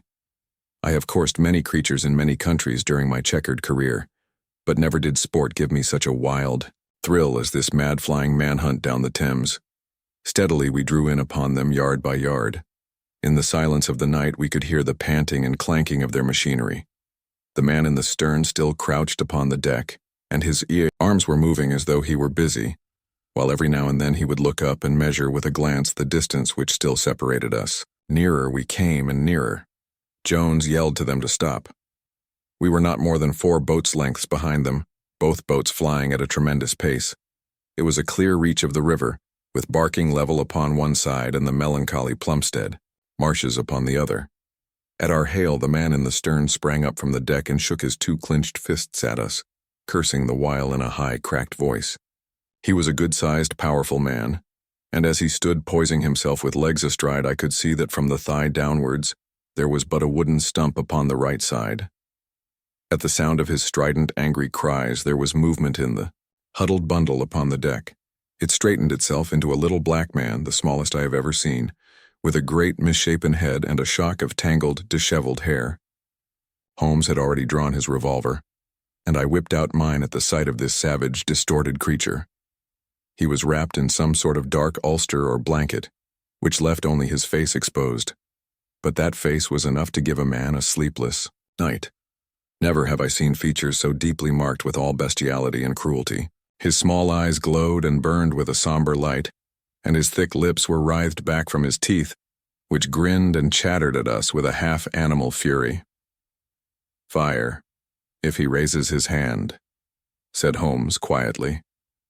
We were within a boat's length, by this time, and almost within touch of our quarry. I can see the two of them now as they stood, the white man with his legs far apart, shrieking out curses, and the unhallowed dwarf with his hideous face and his strong yellow teeth gnashing at us in the light of our lantern. It was well that we had so clear a view of him. Even as we looked, he plucked out from under his covering a short round piece of wood like a school ruler, and clapped it to his lips. Our pistols rang out together. He whirled round, threw up his arms, and with a kind of choking cough fell, sideways into the stream. I caught one glimpse of his venomous, menacing eyes amid the white swirl of the waters. At the same moment, the wooden-legged man threw himself upon the rudder and put it hard down, so that his boat made straight in for the southern bank, while we shot past her stern, only clearing her by a few feet. We were round after her in an instant, but she was already nearly at the bank. It was a wild and desolate place where the moon glimmered upon a wide expanse of marshland, with pools of stagnant water and beds of decaying vegetation. The launch with a dull thud ran up upon the mudbank, with her bow in the air and her stern flush with the water. The fugitive sprang out, but his stump instantly sank its whole length into the sodden soil. In vain he struggled and writhed. Not one step could he possibly take either forwards or backwards. He yelled in impotent rage and kicked frantically into the mud with his other foot, but his struggles only bored his wooden pin the deeper into the sticky bank. When we brought our launch alongside, he was so firmly anchored that it was only by throwing the end of a rope over his shoulders that we were able to haul him out and to drag him like some evil fish over our side. The two Smiths, father and son, sat sullenly in their launch, but came aboard meekly enough when commanded. The Aurora herself we hauled off and made fast to our stern. A solid iron chest of Indian workmanship stood upon the deck. This, there, could be no question, was the same that had contained the ill-omened treasure of the Sholtos. There was no key, but it was of considerable weight, so we transferred it carefully to our own little cabin. As we steamed slowly upstream again, we flashed our searchlight in every direction, but there was no sign of the islander. Somewhere in the dark ooze at the bottom of the Thames lie the bones of that strange visitor to our shores. "See here," said Holmes, pointing to the wooden hatchway. We were hardly quick enough with our pistols. There, sure enough, just behind where we had been standing, stuck one of those murderous darts which we knew so well. It must have whizzed between us at the instant that we fired. Holmes smiled at it and shrugged his shoulders in his easy fashion, but I confess that it turned me sick to think of the horrible death which had passed so close to us that night.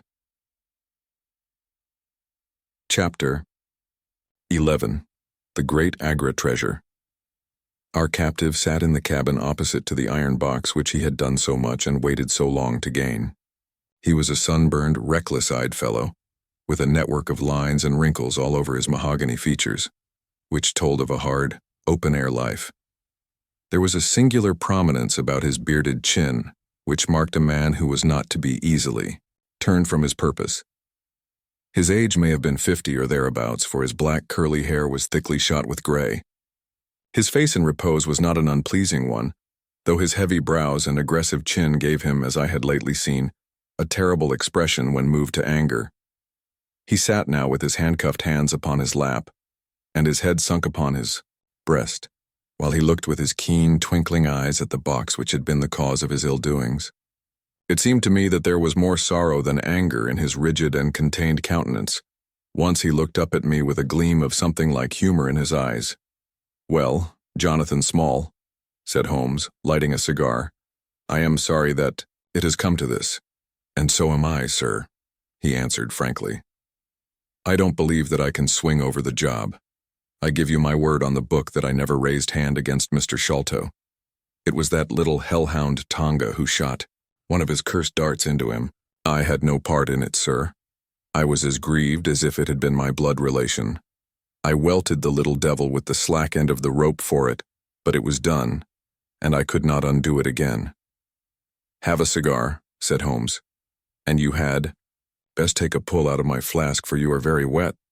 How could you expect so small and weak a man as this black fellow to overpower Mr. Sholto and hold him while you were climbing the rope? You seem to know as much about it as if you were there, sir. The truth is that I hoped to find the room clear. I knew the habits of the house pretty well, and it was the time when Mr. Sholto usually went down to his supper. I shall make no secret of the business. The best defense that I can make is just the simple truth. Now, if it had been the old Major, I would have swung for him with a light heart. I would have thought no more of knifing him than of smoking this cigar, but it's cursed hard that I should be lagged over this young Sholto, with whom I had no quarrel whatever. You are under the charge of Mr. Athelney Jones of Scotland Yard. He is going to bring you up to my rooms, and I shall ask you for a true account of the matter.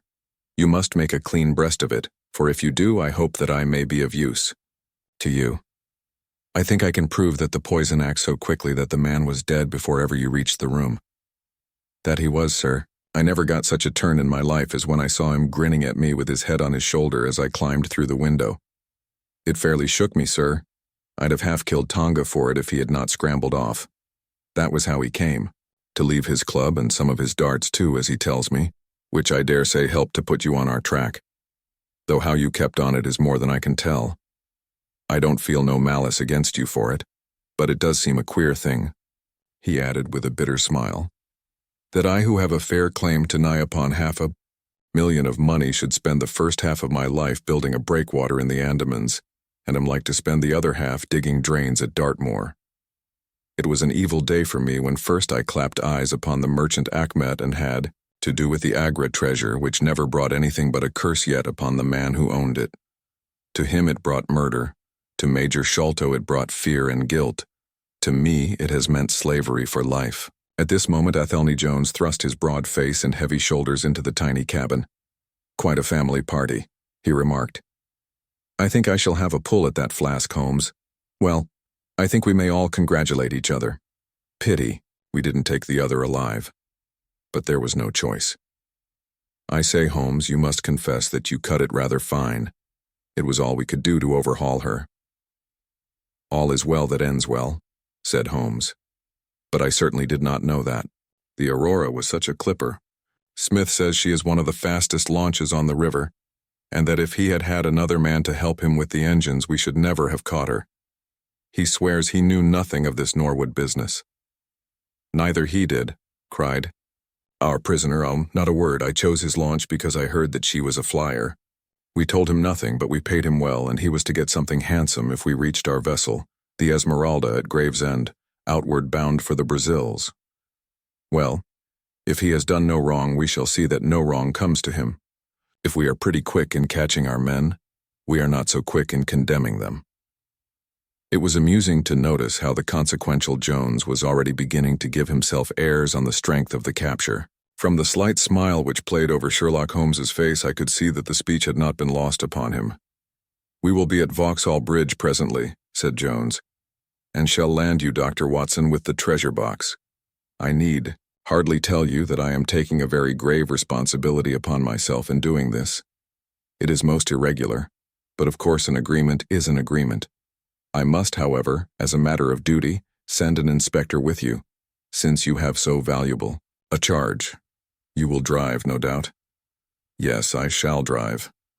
It is a pity there is no key, that we may make an inventory first. You will have to break it open. Where is the key, my man? At the bottom of the river, said Small shortly. There was no use your giving this unnecessary trouble. We have had work enough already through you. However, Doctor, I need not warn you to be careful. Bring the box back with you to the Baker Street rooms. You will find us there on our way to the station.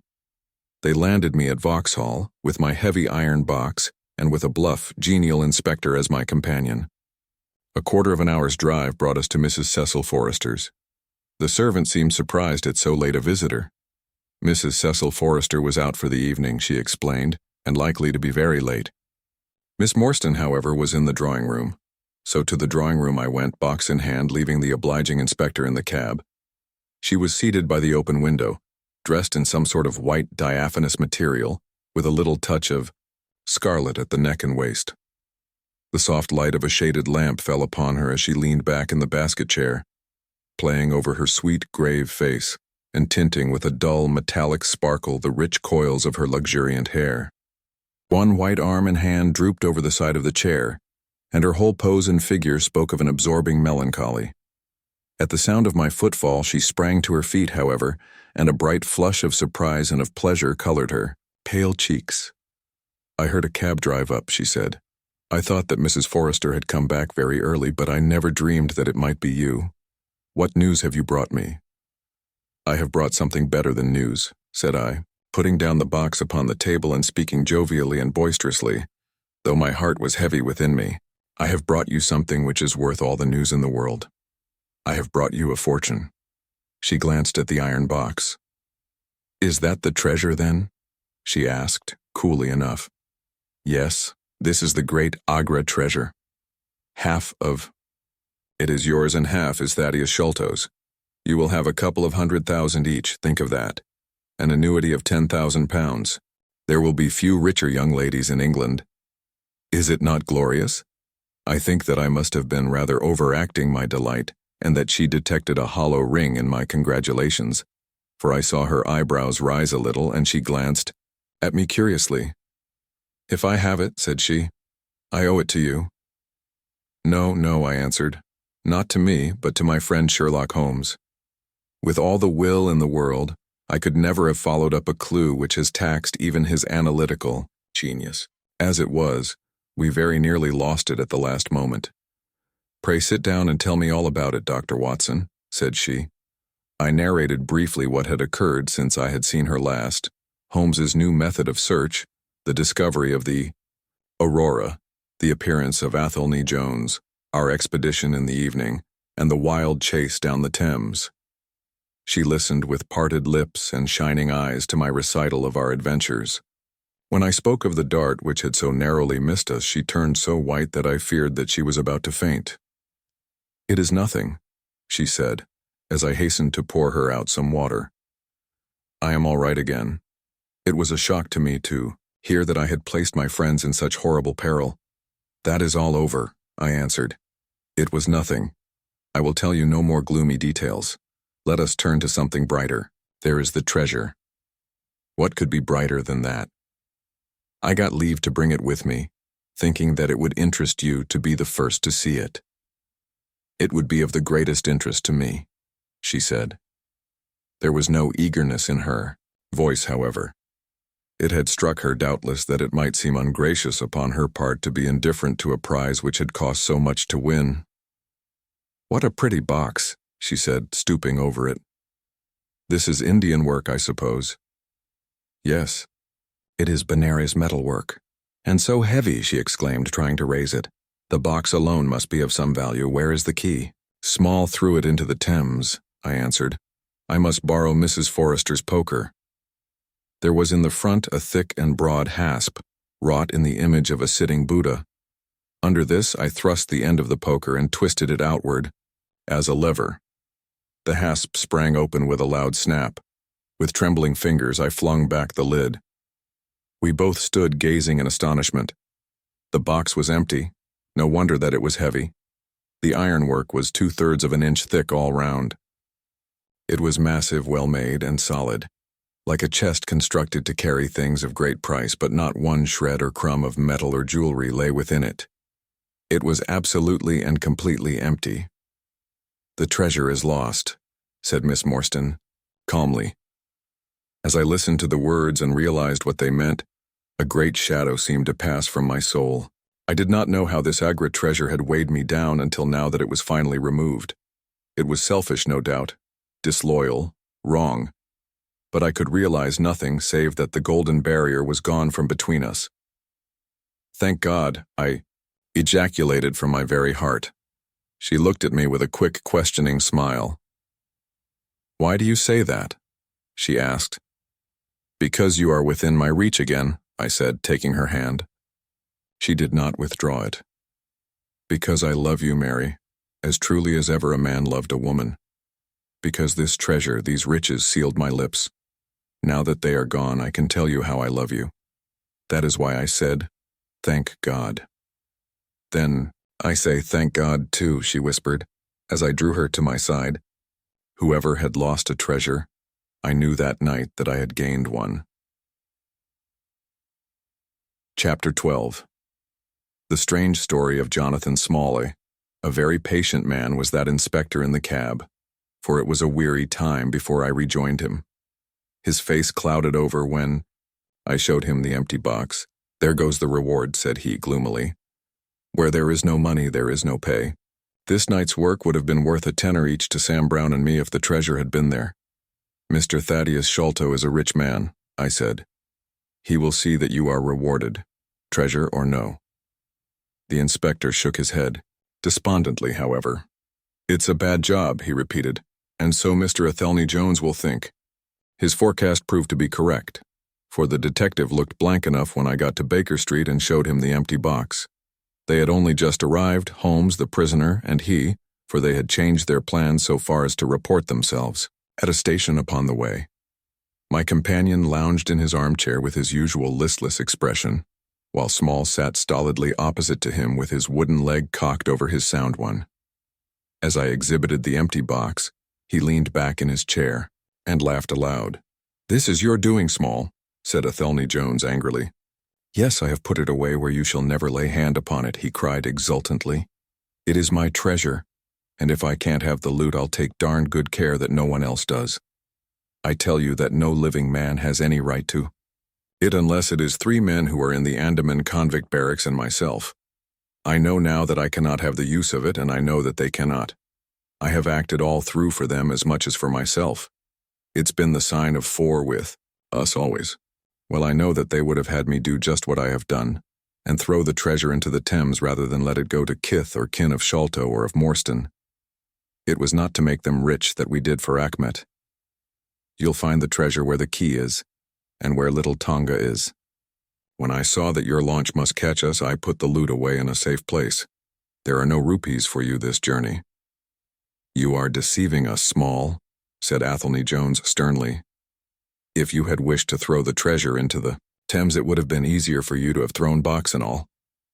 "Easier for me to throw and easier for you to recover," he answered with a shrewd, sidelong look. "The man that was clever enough to hunt me down is clever enough to pick an iron box from the bottom of a river. Now that they are scattered over 5 miles or so, it may be a harder job. It went to my heart to do it, though. I was half mad when you came up with us. However, there's no good grieving over it. I've had ups in my life and I've had downs, but I've learned not to cry over spilled milk." "This is a very serious matter, Small," said the detective. "If you had helped justice instead of thwarting it in this way, you would have had a better chance at your trial." "Justice," snarled the ex-convict. "A pretty justice. Whose loot is this, if it is not ours? Where is the justice that I should give it up to those who have never earned it? Look how I have earned it. 20 long years in that fever-ridden swamp, all day at work under the mangrove tree, all night chained up in the filthy convict huts, bitten by mosquitoes, racked with ague, bullied by every cursed black-faced policeman who loved to take it out of a white man. That was how I earned the Agra treasure. And you talk to me of justice because I cannot bear to feel that I have paid this price only that another may enjoy it. I would rather swing a score of times or have one of Tonga's darts in my hide than live in a convict's cell and feel that another man is at his ease in a palace with the money that should be mine." Small had dropped his mask of stoicism, and all this came out in a wild whirl of words while his eyes blazed and the handcuffs clanked together with the impassioned movement of his hands. I could understand, as I saw the fury and the passion of the man, that it was no groundless or unnatural terror which had possessed Major Sholto when he first learned that the injured convict was upon his track. "You forget that we know nothing of all this," said Holmes quietly. "We have not heard your story, and we cannot tell how far justice may originally have been on your side. Well, sir, you have been very fair-spoken to me, though I can see that I have you to thank that. I have these bracelets upon my wrists. Still, I bear no grudge for that. It is all fair and above board. If you want to hear my story, I have no wish to hold it back. What I say to you is God's truth, every word of it. Thank you. You can put the glass beside me here, and I'll put my lips to it if I am dry. I am a Worcestershire man myself, born near Pershore. I dare say you would find a heap of Smalls living there now if you were to look. I have often thought of taking a look round there, but the truth is that I was never much of a credit to the family, and I doubt if they would be so very glad to see me. They were all steady, chapel-going folk, small farmers, well-known and respected, over the countryside, while I was always a bit of a rover. At last, however, when I was about 18, I gave them no more trouble, for I got into a mess over a girl and could only get out of it again by taking the Queen's shilling and joining the 3rd Buffs, which was just starting for India. I wasn't destined to do much soldiering, however. I had just got past the goose step and learned to handle my musket when I was fool enough to go swimming in the Ganges. Luckily for me, my company sergeant, John Holder, was in the water at the same time, and he was one of the finest swimmers in the service. A crocodile took me, just as I was halfway across, and nipped off my right leg as clean as a surgeon could have done it, just above the knee. What with the shock and the loss of blood, I fainted and should have drowned if Holder had not caught hold of me and paddled for the bank. I was 5 months in hospital over it, and when at last I was able to limp out of it with this timber toe strapped to my stump, I found myself invalided out of the army and unfitted for any active occupation. I was, as you can imagine, pretty down on my luck at this time, for I was a useless cripple, though not yet in my 20th year. However, my misfortune soon proved to be a blessing in disguise. A man named Abel White, who had come out there as an indigo planter, wanted an overseer to look after his coolies and keep them up to their work. He happened to be a friend of our colonel's, who had taken an interest in me since the accident. To make a long story short, the colonel recommended me strongly for the post, and as the work was mostly to be done on horseback, my leg was no great obstacle, for I had enough knee left to keep good grip on the saddle. What I had to do was to ride over the plantation, to keep an eye on the men as they worked, and to report the idlers. The pay was fair, I had comfortable quarters, and altogether I was content to spend the remainder of my life in indigo planting. Mr. Abel White was a kind man, and he would often drop into my little shanty and smoke a pipe with me, for white folk out there feel their hearts warm to each other, as they never do here at home. Well, I was never in luck's way long. Suddenly, without a note of warning, the Great Mutiny broke upon us. 1 month India lay as still and peaceful to all appearance as Surrey or Kent. The next there were 200,000 black devils let loose, and the country was a perfect hell. Of course you know all about it, gentlemen, a deal more than I do, very like, since reading is not in my line. I only know what I saw with my own eyes. Our plantation was at a place called Mutra, near the border of the northwest provinces. Night after night the whole sky was alight with the burning bungalows, and day after day we had small companies of Europeans passing through our estate with their wives and children on their way to Agra, where were the nearest troops. Mr. Abel White was an obstinate man. He had it in his head that the affair had been exaggerated, and that it would blow over as suddenly as it had sprung up. There he sat on his veranda, drinking whiskey pegs and smoking cheroots, while the country was in a blaze about him. Of course we stuck by him, I and Dawson, who with his wife used to do the bookwork and the managing. Well, one fine day the crash came. I had been away on a distant plantation, and was riding slowly home in the evening, when my eye fell upon something all huddled together at the bottom of a steep nullah. I rode down to see what it was, and the cold struck through my heart when I found it was Dawson's wife, all cut into ribbons and half-eaten by jackals and native dogs. A little further up the road, Dawson himself was lying on his face, quite dead, with an empty revolver in his hand and 4 sepoys lying across each other in front of him. I reined up my horse, wondering which way I should turn, but at that moment I saw thick smoke curling up from Abel White's bungalow, and the flames beginning to burst through the roof. I knew then that I could do my employer no good, but would only throw my own life away if I meddled in the matter. From where I stood I could see hundreds of the black fiends with their red coats still on their backs, dancing and howling round the burning house. Some of them pointed at me, and a couple of bullets sang past my head, so I broke away across the paddy fields and found myself late at night safe within the walls at Agra. As it proved, however, there was no great safety there either. The whole country was up like a swarm of bees. Wherever the English could collect in little bands, they held just the ground that their guns commanded. Everywhere else, they were helpless fugitives. It was a fight of the millions against the hundreds, and the cruelest part of it was that these men that we fought against, foot, horse, and gunners, were our own picked troops, whom we had taught and trained, handling our own weapons, and blowing our own bugle calls. At Agra, there were the 3rd Bengal Fusiliers, some Sikhs, 2 troops of horse, and a battery of artillery. A volunteer corps of clerks and merchants had been formed, and this I joined, wooden leg and all. We went out to meet the rebels at Shagunge early in July, and we beat them back for a time, but our powder gave out and we had to fall back upon the city. Nothing but the worst news came to us from every side, which is not to be wondered at, for if you look at the map, you will see that we were right, in the heart of it. Lucknow is rather better than 100 miles to the east and Kanpur about as far to the south. From every point on the compass there was nothing but torture and murder and outrage. The city of Agra is a great place, swarming with fanatics and fierce devil worshippers of all sorts. Our handful of men were lost among the narrow winding streets. Our leader moved across the river, therefore, and took up his position in the old fort at Agra. I don't know if any of you gentlemen have ever read or heard anything of that old fort. It is a very queer place, the queerest that ever I was in, and I have been in some rum corners too. First of all, it is enormous in size. I should think that the enclosure must be acres and acres. There is a modern part, which took all our garrison, women, children, stores, and everything else with plenty of room over. But the modern part is nothing like the size of the old quarter, where nobody goes, and which is given over to the scorpions and the centipedes. It is all full of great deserted halls and winding passages and long corridors twisting in and out, so that it is easy enough for folk to get lost in it. For this reason it was seldom that anyone went into it, though now and again a party, with torches, might go exploring.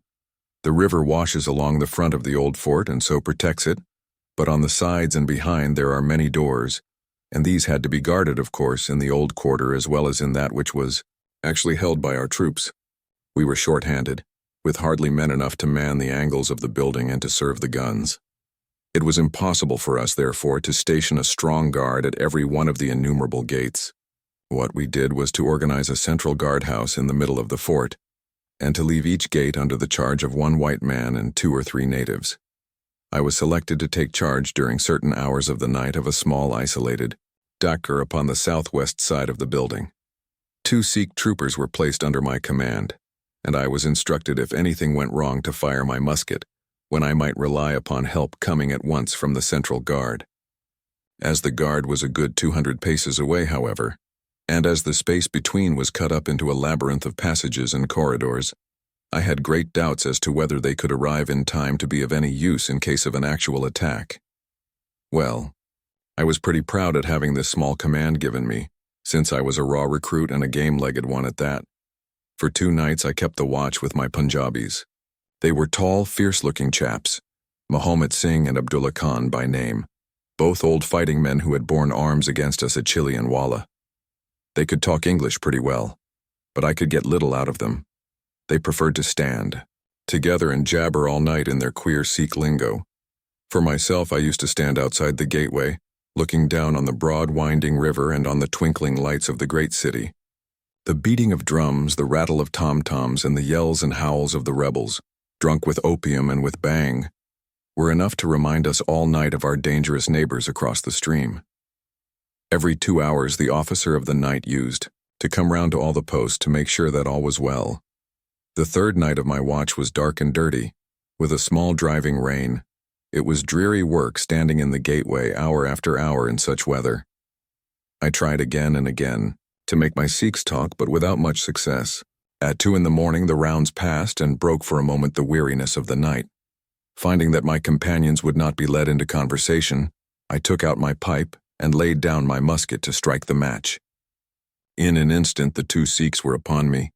One of them snatched my firelock up and leveled it at my head, while the other held a great knife to my throat and swore between his teeth that he would plunge it into me if I moved a step. My first thought was that these fellows were in league with the rebels, and that this was the beginning of an assault. If our door were in the hands of the sepoys, the place must fall, and the women and children be treated as they were in Cawnpore. Maybe you gentlemen think that I am just making out a case for myself, but I give you my word that when I thought of that, though I felt the point of the knife at my throat, I opened my mouth with the intention of giving a scream, if it was my last one, which might alarm the main. The man who held me seemed to know my thoughts, for even as I braced myself to it, he whispered, "Don't make a noise. The fort is safe enough. There are no rebel dogs on this side of the river." There was the ring of truth in what he said, and I knew that if I raised my voice I was a dead man. I could read it in the fellow's brown eyes. I waited, therefore, in silence to see what it was that they wanted from me. "Listen to me, Sahib," said the taller and fiercer of the pair, the one whom they called Abdullah Khan. "You must either be with us now or you must be silenced forever. The thing is too great a one for us to hesitate. Either you are heart and soul with us on your oath on the cross of the Christians, or your body this night shall be thrown into the ditch and we shall pass over to our brothers in the rebel army. There is no middle way. Which is it to be, death or life? We can only give you 3 minutes to decide, for the time is passing, and all must be done before the rounds come again." "How can I decide?" said I. "You have not told me what you want of me, but I tell you now that if it is anything against the safety of the fort, I will have no truck with it, so you can drive home your knife and welcome." "It is nothing against the fort," said he. "We only ask you to do that which your countrymen come to this land for. We ask you to be rich. If you will be one of us this night, we will swear to you upon the naked knife, and by the threefold oath which no Sikh was ever known to break, that you shall have your fair share of the loot. 1/4 of the treasure shall be yours. We can say no fairer." "But what is the treasure then?" I asked. "I am as ready to be rich as you can be, if you will but show me how it can be done." "You will swear then," said he, "by the bones of your father, by the honor of your mother, by the cross of your faith, to raise no hand and speak no word against us, either now or afterwards?" "I will swear it," I answered, "provided that the fort is not endangered. Then my comrade and I will swear that you shall have 1/4 of the treasure, which shall be equally divided among the 4 of us." "There are but 3, said I. "No, Toast Akbar must have his share. We can tell the tale to you while we await them. Do you stand at the gate, Mahomet Singh, and give notice of their coming. The thing stands thus, Sahib, and I tell it to you because I know that an oath is binding upon a Ferengi, and that we may trust you. Had you been a lying Hindu, though you had sworn by all the gods in their false temples, your blood would have been upon the knife, and your body in the water. But the Sikh knows the Englishman, and the Englishman knows the Sikh. Hearken then to what I have to say. There is a Raja in the northern provinces who has much wealth, though his lands are small.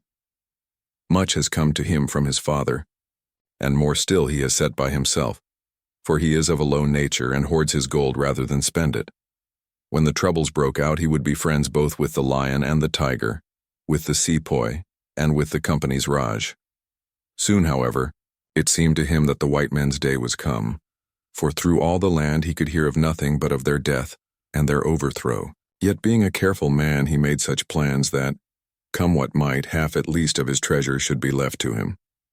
That which was in gold and silver he kept by him in the vaults of his palace, but the most precious stones and the choicest pearls that he had he put in an iron box and sent it by a trusty servant who, under the guise of a merchant, should take it to the fort at Agra, there to lie until the land is at peace. Thus if the rebels won, he would have his money, but if the company conquered, his jewels would be saved to him.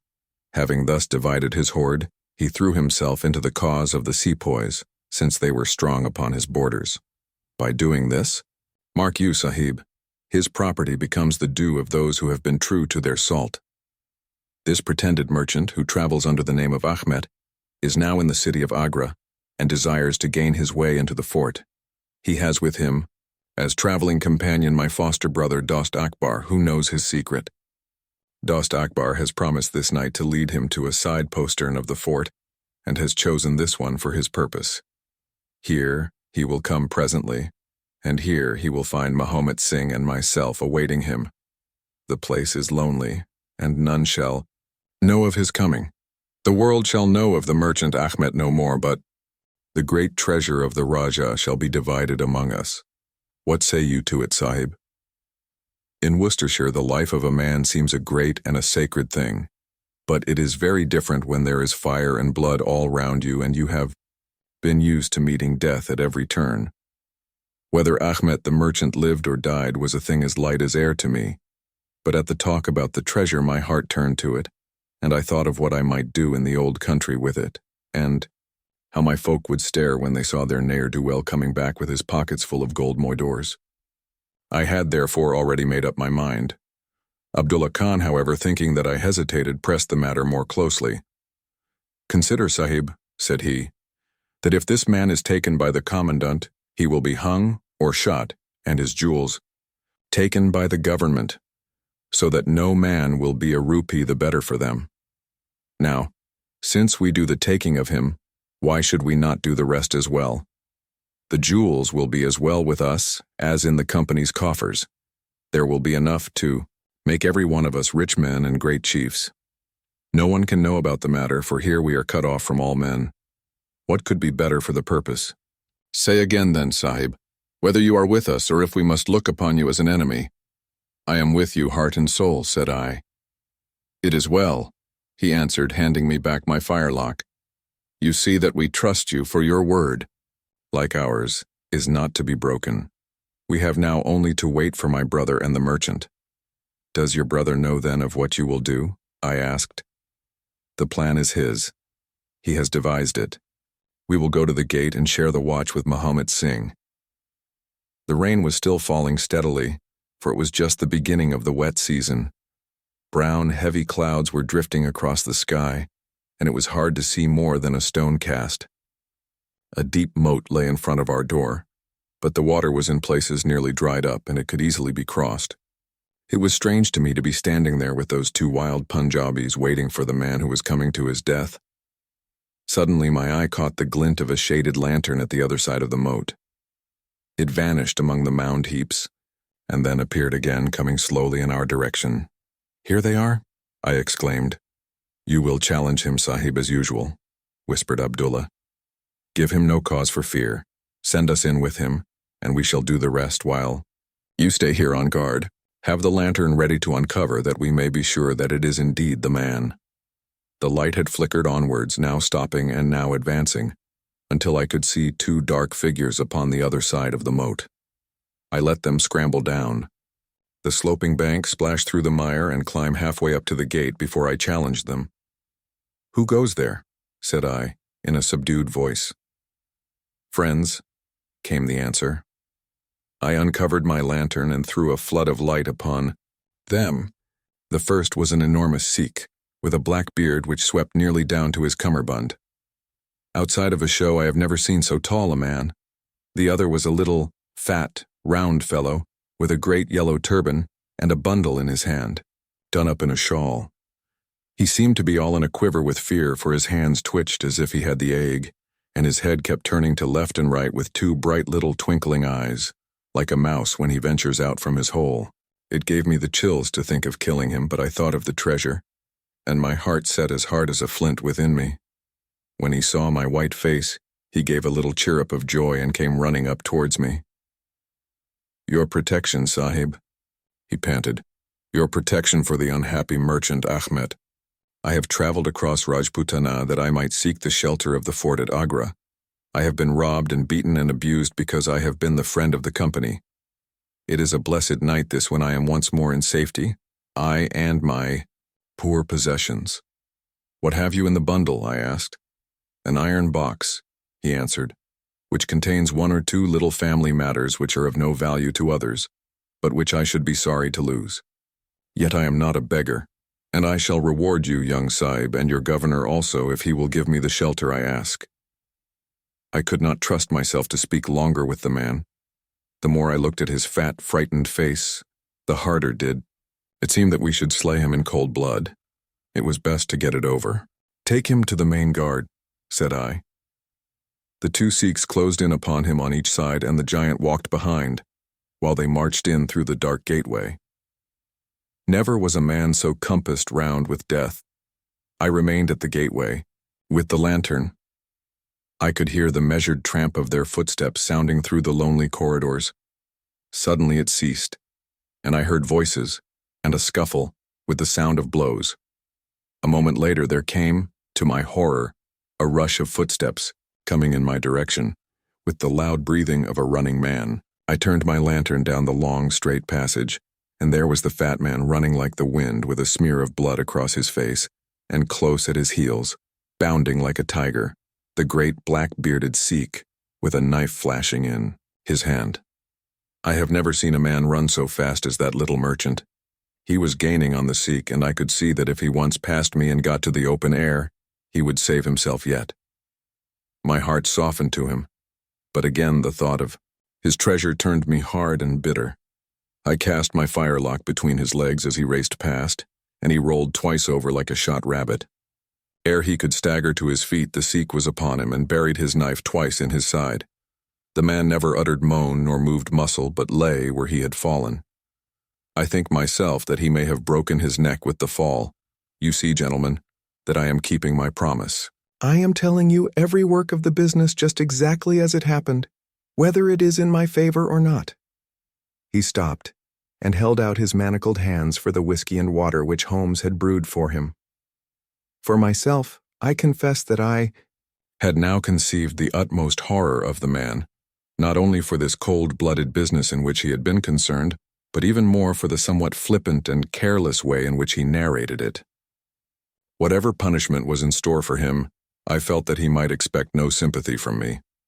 Sherlock Holmes and Jones sat with their hands upon their knees, deeply interested in the story, but with the same disgust written upon their faces. He may have observed it, for there was a touch of defiance in his voice and manner as he proceeded. "It was all very bad, no doubt," said he. "I should like to know how many fellows in my shoes would have refused a share of this loot when they knew that they would have their throats cut for their pains. Besides, it was my life or his when once he was in the fort. If he had got out, the whole business would come to light, and I should have been court-martialed and shot as likely as not, for people were not very lenient at a time like that." "Go on with your story," said Holmes shortly. "Well, we carried him in, Abdullah, Akbar, and I. A fine weight he was, too, for all that he was so short. Mahomet Singh was left to guard the door. We took him to a place which the Sikhs had already prepared. It was some distance off, where a winding passage leads to a great empty hall, the brick walls of which were all crumbling to pieces. The earth floor had sunk in at one place, making a natural grave. So we left Ahmet the merchant there, having first covered him over with loose bricks. This done, we all went back to the treasure. It lay where he had dropped it when he was first attacked. The box was the same which now lies open upon your table. A key was hung by a silken cord to that carved handle upon the top. We opened it, and the light of the lantern gleamed upon a collection of gems such as I have read of and thought about when I was a little lad at Pershore. It was blinding to look upon them. When we had feasted our eyes, we took them all out and made a list of them. There were 143 diamonds of the first water, including one which has been called, I believe, the Great Mogul, and is said to be the second largest stone in existence. Then there were 97 very fine emeralds and 170 rubies, some of which, however, were small. There were 40 carbuncles, 210 sapphires, 61 agates, and a great quantity of beryls, onyxes, cat's eyes, turquoises, and other stones, the very names of which I did not know at the time, though I have become more familiar with them since. Besides this, there were nearly 300 very fine pearls, 12 of which were set in a gold coronet. By the way, these last had been taken out of the chest and were not there when I recovered it. After we had counted our treasures, we put them back into the chest and carried them to the gateway to show them to Mahomet Singh. Then we solemnly renewed our oath to stand by each other and be true to our secret. We agreed to conceal our loot in a safe place until the country should be at peace again, and then to divide it equally among ourselves. There was no use dividing it at present, for if gems of such value were found upon us, it would cause suspicion, and there was no privacy in the fort, nor any place where we could keep them. We carried the box, therefore, into the same hall where we had buried the body, and there, under certain bricks in the best preserved wall, we made a hollow and put our treasure. We made careful note of the place, and next day I drew 4 plans, one for each of us, and put the sign of the 4 of us at the bottom, for we had sworn that we should each always act for all, so that none might take advantage. That is an oath that I can put my hand to my heart and swear that I have never broken. Well, there's no use my telling you gentlemen what came of the Indian mutiny. After Wilson took Delhi and Sir Colin relieved Lucknow, the back of the business was broken. Fresh troops came pouring in, and Nana Sahib made himself scarce over the frontier. A flying column under Colonel Great came round to Agra and cleared the Pandis away from it. Peace seemed to be settling upon the country, and we 4 were beginning to hope that the time was at hand when we might safely go off with our shares of the plunder. In a moment, however, our hopes were shattered by our being arrested as the murderers of Achmet. It came about in this way. When the Rajah put his jewels into the hands of Achmet, he did it because he knew that he was a trusty man. They are suspicious folk in the East, however. So what does this Rajah do but take a second, even more trusty servant and set him to play the spy upon the first? This second man was ordered never to let Achmet out of his sight, and he followed him like his shadow. He went after him that night and saw him pass through the doorway. Of course, he thought he had taken refuge in the fort, and applied for admission there himself next day, but could find no trace of Achmet. This seemed to him so strange that he spoke about it to a sergeant of guides, who brought it to the ears of the commandant. A thorough search was quickly made, and the body was discovered. Thus, at the very moment that we thought that all was safe, we were all 4 seized and brought to trial on a charge of murder. 3 of us because we had held the gate that night, and the 4th because he was known to have been in the company of the murdered man. Not a word about the jewels came out at the trial, for the Rajah had been deposed and driven out of India, so no one had any particular interest in them. The murder, however, was clearly made out, and it was certain that we must all have been concerned in it. The 3 Sikhs got penal servitude for life, and I was condemned to death, though my sentence was afterwards commuted into the same as the others. It was rather a queer position that we found ourselves in then. There we were all 4 tied by the leg and with precious little chance of ever getting out again, while we each held a secret which might have put each of us in a palace if we could only have made use of it. It was enough to make a man eat his heart out to have to stand the kick and the cuff of every petty jack in office, to have rice to eat and water to drink, when that gorgeous fortune was ready for him outside, just waiting to be picked up. It might have driven me mad, but I was always a pretty stubborn one, so I just held on and bided my time. At last it seemed to me to have come. I was changed from Agra to Madras, and from there to Blair Island in the Andamans. There are very few white convicts at this settlement, and as I had behaved well from the first, I soon found myself a sort of privileged person. I was given a hut in Hopetown, which is a small place on the slopes of Mount Harriet, and I was left pretty much to myself. It is a dreary, fever-stricken place, and all beyond our little clearings was infested with wild cannibal natives, who were ready enough to blow a poisoned dart at us if they saw a chance. There was digging and ditching and yam planting and a dozen other things to be done, so we were busy enough all day, though in the evening we had a little time to ourselves. Among other things, I learned to dispense drugs for the surgeon and picked up a smattering of his knowledge. All the time I was on the lookout for a chance of escape, but it is hundreds of miles from any other land, and there is little or no wind in those seas, so it was a terribly difficult job to get away. The surgeon, Dr. Somerton, was a fast sporting young chap, and the other young officers would meet in his rooms of an evening and play cards. The surgery, where I used to make up my drugs, was next to his sitting room, with a small window between us. Often, if I felt lonesome, I used to turn out the lamp in the surgery, and then, standing there, I could hear their talk and watch their play. I am fond of a hand at cards myself, and it was almost as good as having one to watch the others. There was Major Sholto, Captain Morstan, and Lieutenant Bromley Brown, who were in command of the native troops, and there was the surgeon himself, and 2 or 3 prison officials, crafty old hands who played a nice sly safe game. A very snug little party they used to make. Well, there was one thing which very soon struck me, and that was that the soldiers used always to lose and the civilians to win. Mind, I don't say that there was anything unfair, but so it was. These prison chaps had done little else than play cards ever since they had been at the Andamans, and they knew each other's game to a point, while the others just played to, passed the time and threw their cards down anyhow. Night after night the soldiers got up poorer men, and the poorer they got the more keen they were to play. Major Sholto was the hardest hit. He used to pay in notes and gold at first, but soon it came to notes of hand and for big sums. He sometimes would win for a few deals just to give him heart, and then the luck would set in against him worse than ever. All day he would wander about as black as thunder, and he took to drinking a deal more than was good for him. One night he lost even more heavily than usual. I was sitting in my hut when he and Captain Morstan came stumbling along on the way to their quarters. They were bosom friends, those two, and never far apart. The Major was raving about his losses. "It's all up, Morstan," he was saying, as they passed my hut. "I shall have to send in my papers. I am a ruined man." "Nonsense, old chap," said the other, slapping him upon the shoulder. "I've had a nasty facer myself, but—" That was all I could hear, but it was enough to set me thinking. A couple of days later, Major Sholto was strolling on the beach, so I took the chance of speaking to him. "I wish to have your advice, Major," said I. "Well, Small, what is it?" he asked, taking his cheroot from his lips. "I wanted to ask you, sir," said I, "who is the proper person to whom hidden treasure should be handed over?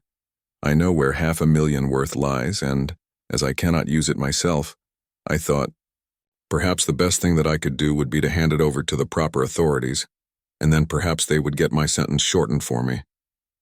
"$500,000, Small?" he gasped, looking hard at me to see if I was in earnest. "Quite that, sir, in jewels and pearls. It lies there ready for anyone. And the queer thing about it is that the real owner is outlawed and cannot hold property, so that it belongs to the first comer. To government, Small," he stammered, "to government." But he said it in a halting fashion, and I knew in my heart that I had got him. "You think then, sir, that I should give the information to the Governor-General?" said I quietly. Well, you must not do anything rash, or that you might repent. Let me hear all about it, Small. Give me the facts." I told him the whole story, with small changes so that he could not identify the places. When I had finished, he stood stock still and full of thought. I could see by the twitch of his lip that there was a struggle going on within him. "This is a very important matter, Small," he said at last. "You must not say a word to anyone about it, and I shall see you again soon." 2 nights. Later, he and his friend Captain Morstan came to my hut in the dead of the night with a lantern. "I want you just to let Captain Morstan hear that story from your own lips, Small," said he. I repeated it as I had told it before. "It rings true, eh?" said he. "It's good enough to act upon?" Captain Morstan nodded.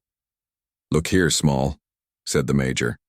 "We have been talking it over, my friend here and I, and we have come to the conclusion that this secret of yours is hardly a government matter after all, but is a private concern of your own, which, of course, you have the power of disposing of as you think best. Now, the question is, what price would you ask for it? We might be inclined to take it up and at least look into it if we could agree as to terms." He tried to speak in a cool, careless way, but his eyes were shining with excitement and greed. "Why, as to that, gentlemen," I answered, trying also to be cool, but feeling as excited as he did, "there is only one bargain which a man in my position can make. I shall want you to help me to my freedom, and to help my 3 companions to theirs. We shall then take you into partnership, and give you a 5th share to divide between you." Said he. "A 5th share. That is not very tempting." "It would come to 50,000 apiece, somewhere," said I. "But how can we gain your freedom?" You know very well that you ask an impossibility. Nothing of the sort, I answered. I have thought it all out to the last detail. The only bar to our escape is that we can get no boat fit for the voyage, and no provisions to last us for so long a time. There are plenty of little yachts and yawls at Calcutta or Madras which would serve our turn well. Do you bring one over? We shall engage to get aboard her by night, and if you will drop us on any part of the Indian coast, you will have done your part of the bargain. If there were only one, he said. None or all, I answered. We have sworn it. The four of us must always act together. You see, Morstan, said he, Small is a man of his word. He does not flinch from his friend. I think we may very well trust him. It's a dirty business, the other answered. Yet, as you say, the money would save our commissions handsomely. Well, Small, said the Major, we must, I suppose, try and meet you. We must first, of course, test the truth of your story. Tell me where the box is hid, and I shall get leave of absence and go back to India in the monthly relief boat to inquire into the affair. Not so fast, said I, growing colder as he got hot. I must have the consent of my 3 comrades. I tell you that it is 4 or none with us. Nonsense, he broke in. What have 3 black fellows to do with our agreement? Black or blue, said I. They are in with me, and we all go together. Well, the matter ended by a second meeting at which Mahomet Singh, Abdullah Khan, and Dost Akbar were all present. We talked the matter over again, and at last we came to an arrangement. We were to provide both the officers with charts of the part of the Agra fort and mark the place in the wall where the treasure was hid. Major Sholto was to go to India to test our story. If he found the box, he was to leave it there, to send out a small yacht provisioned for a voyage, which was to lie off Rutland Island, and to which we were to make our way, and finally to return to his duties. Captain Morstan was then to apply for leave of absence to meet us at Agra, and there we were to have a final division of the treasure, he taking the Major's share as well as his own. All this we sealed by the most solemn oaths that the mind could think or the lips utter. I sat up all night with paper and ink, and by the morning I had the 2 charts all ready, signed with the sign of 4, that is, of Abdullah, Akbar, Mahomet, and myself. Well, gentlemen, I weary you with my long story, and I know that my friend Mr. Jones is impatient to get me safely stowed in Choki. I'll make it as short as I can. The villain Sholto went off to India, but he never came back again. Captain Morstan showed me his name among a list of passengers in one of the mail boats very shortly afterwards. His uncle had died, leaving him a fortune, and he had left the army. Yet he could stoop to treat 5 men as he had treated us.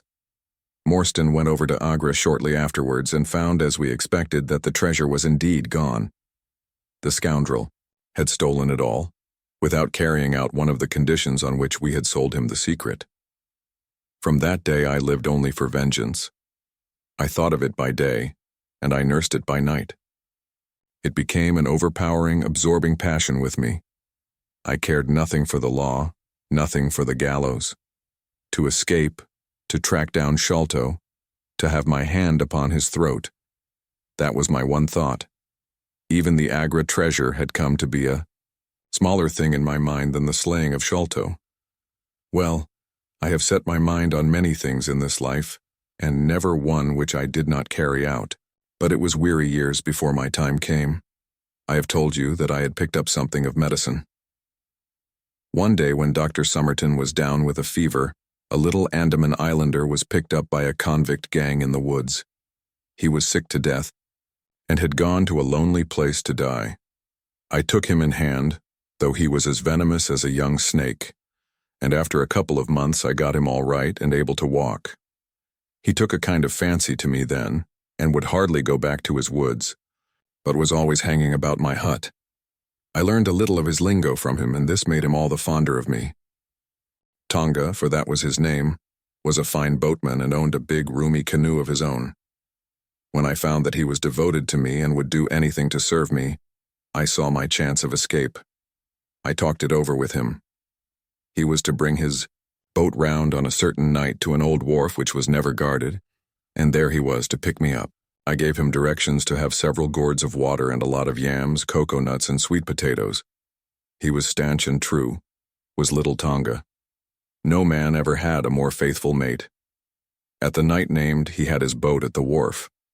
As it chanced, however, there was one of the convict guard down there, a vile Pathan who had never missed a chance of insulting and injuring me.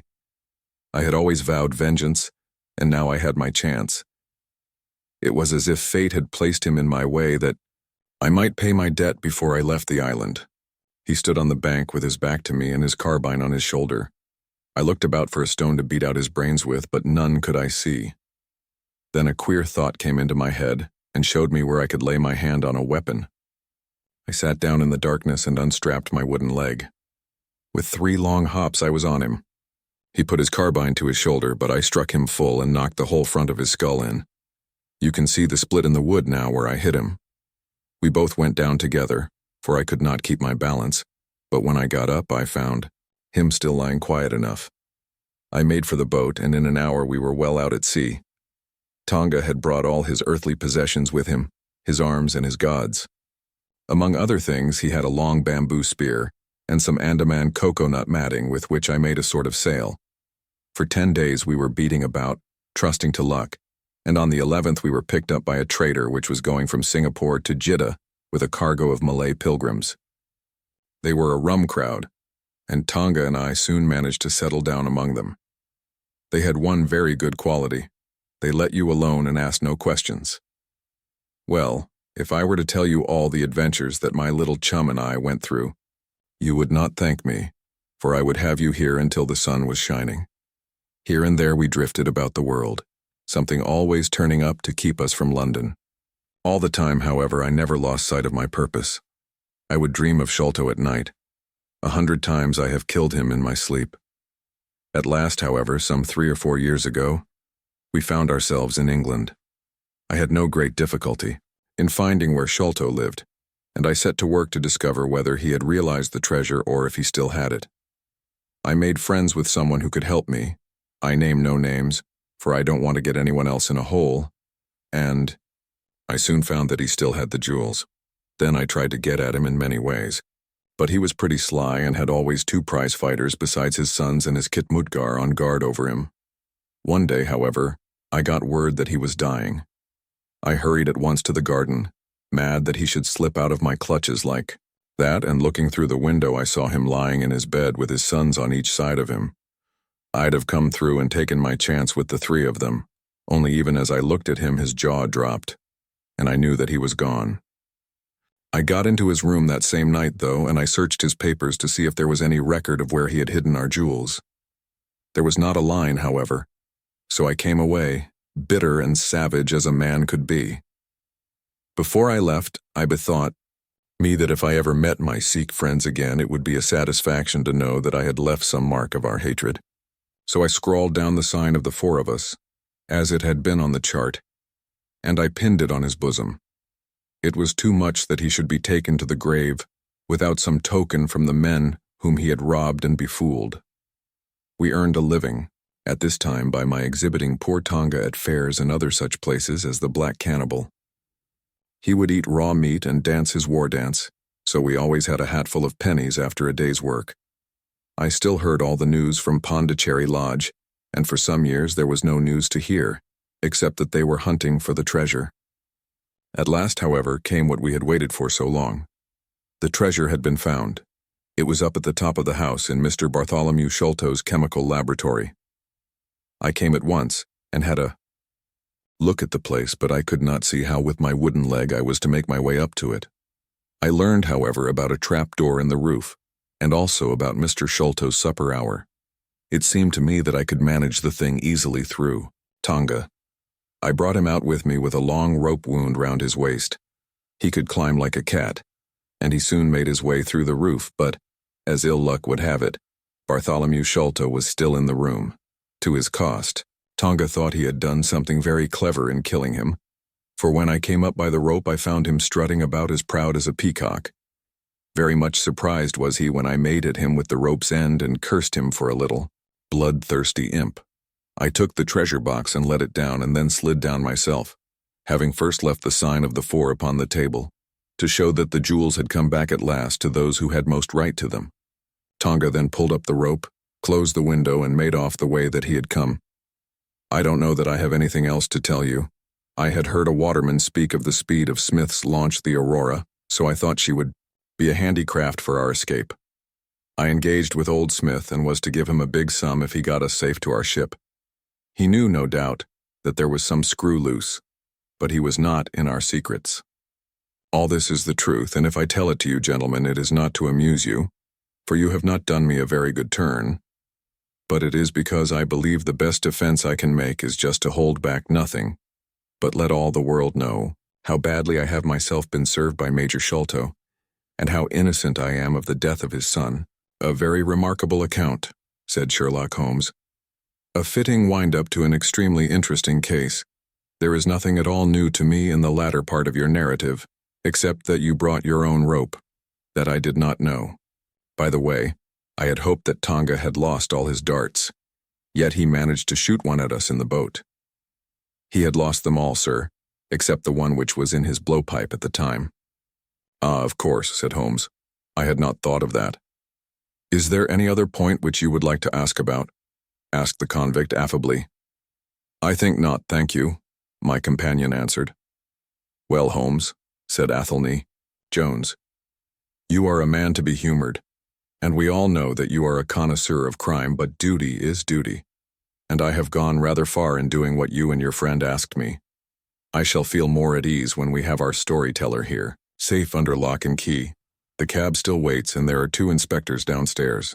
I am much obliged to you both for your assistance. Of course you will be wanted at the trial. Good night to you. Good night, gentlemen both, said Jonathan Small. You first, Small, remarked the wary Jones as they left the room.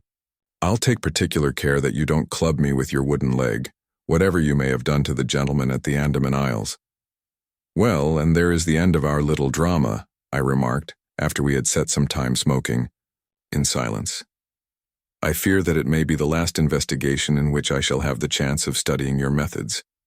Miss Morstan has done me the honor to accept me as a husband in prospective. He gave a most dismal groan. I feared as much, said he. I really cannot congratulate you. I was a little hurt. Have you any reason to be dissatisfied with my choice? I asked. Not at all. I think she is one of the most charming young ladies I ever met, and might have been most useful in such work as we have been doing. She had a decided genius that way. Witness the way in which she preserved that Agra plan from all the other papers of her father. But love is an emotional thing, and whatever is emotional is opposed to that true cold reason which I place above all things. I should never marry myself lest I bias my judgment. I trust, said I, laughing, that my judgment may survive the ordeal. But you look weary. Yes, the reaction is already upon me. I shall be as limp as a rag for a week. Strange, said I, how terms of what in another man I should call laziness alternate with your fits of splendid energy and vigor. Yes, he answered, there are in me the makings of a very fine loafer, and also of a pretty spry sort of fellow. I often think of those lines of old Goethe, Schade, dass die Natur nur einen Mensch aus dir schuf, denn zum würdigen Mann war und zum Schelmen der Stoff. By the way, apropos of this Norwood business, you see that they had, as I surmised, a confederate in the house who could be none other than Lal Rao, the butler. So Jones actually has the undivided honor of having caught 1 fish in his great haul.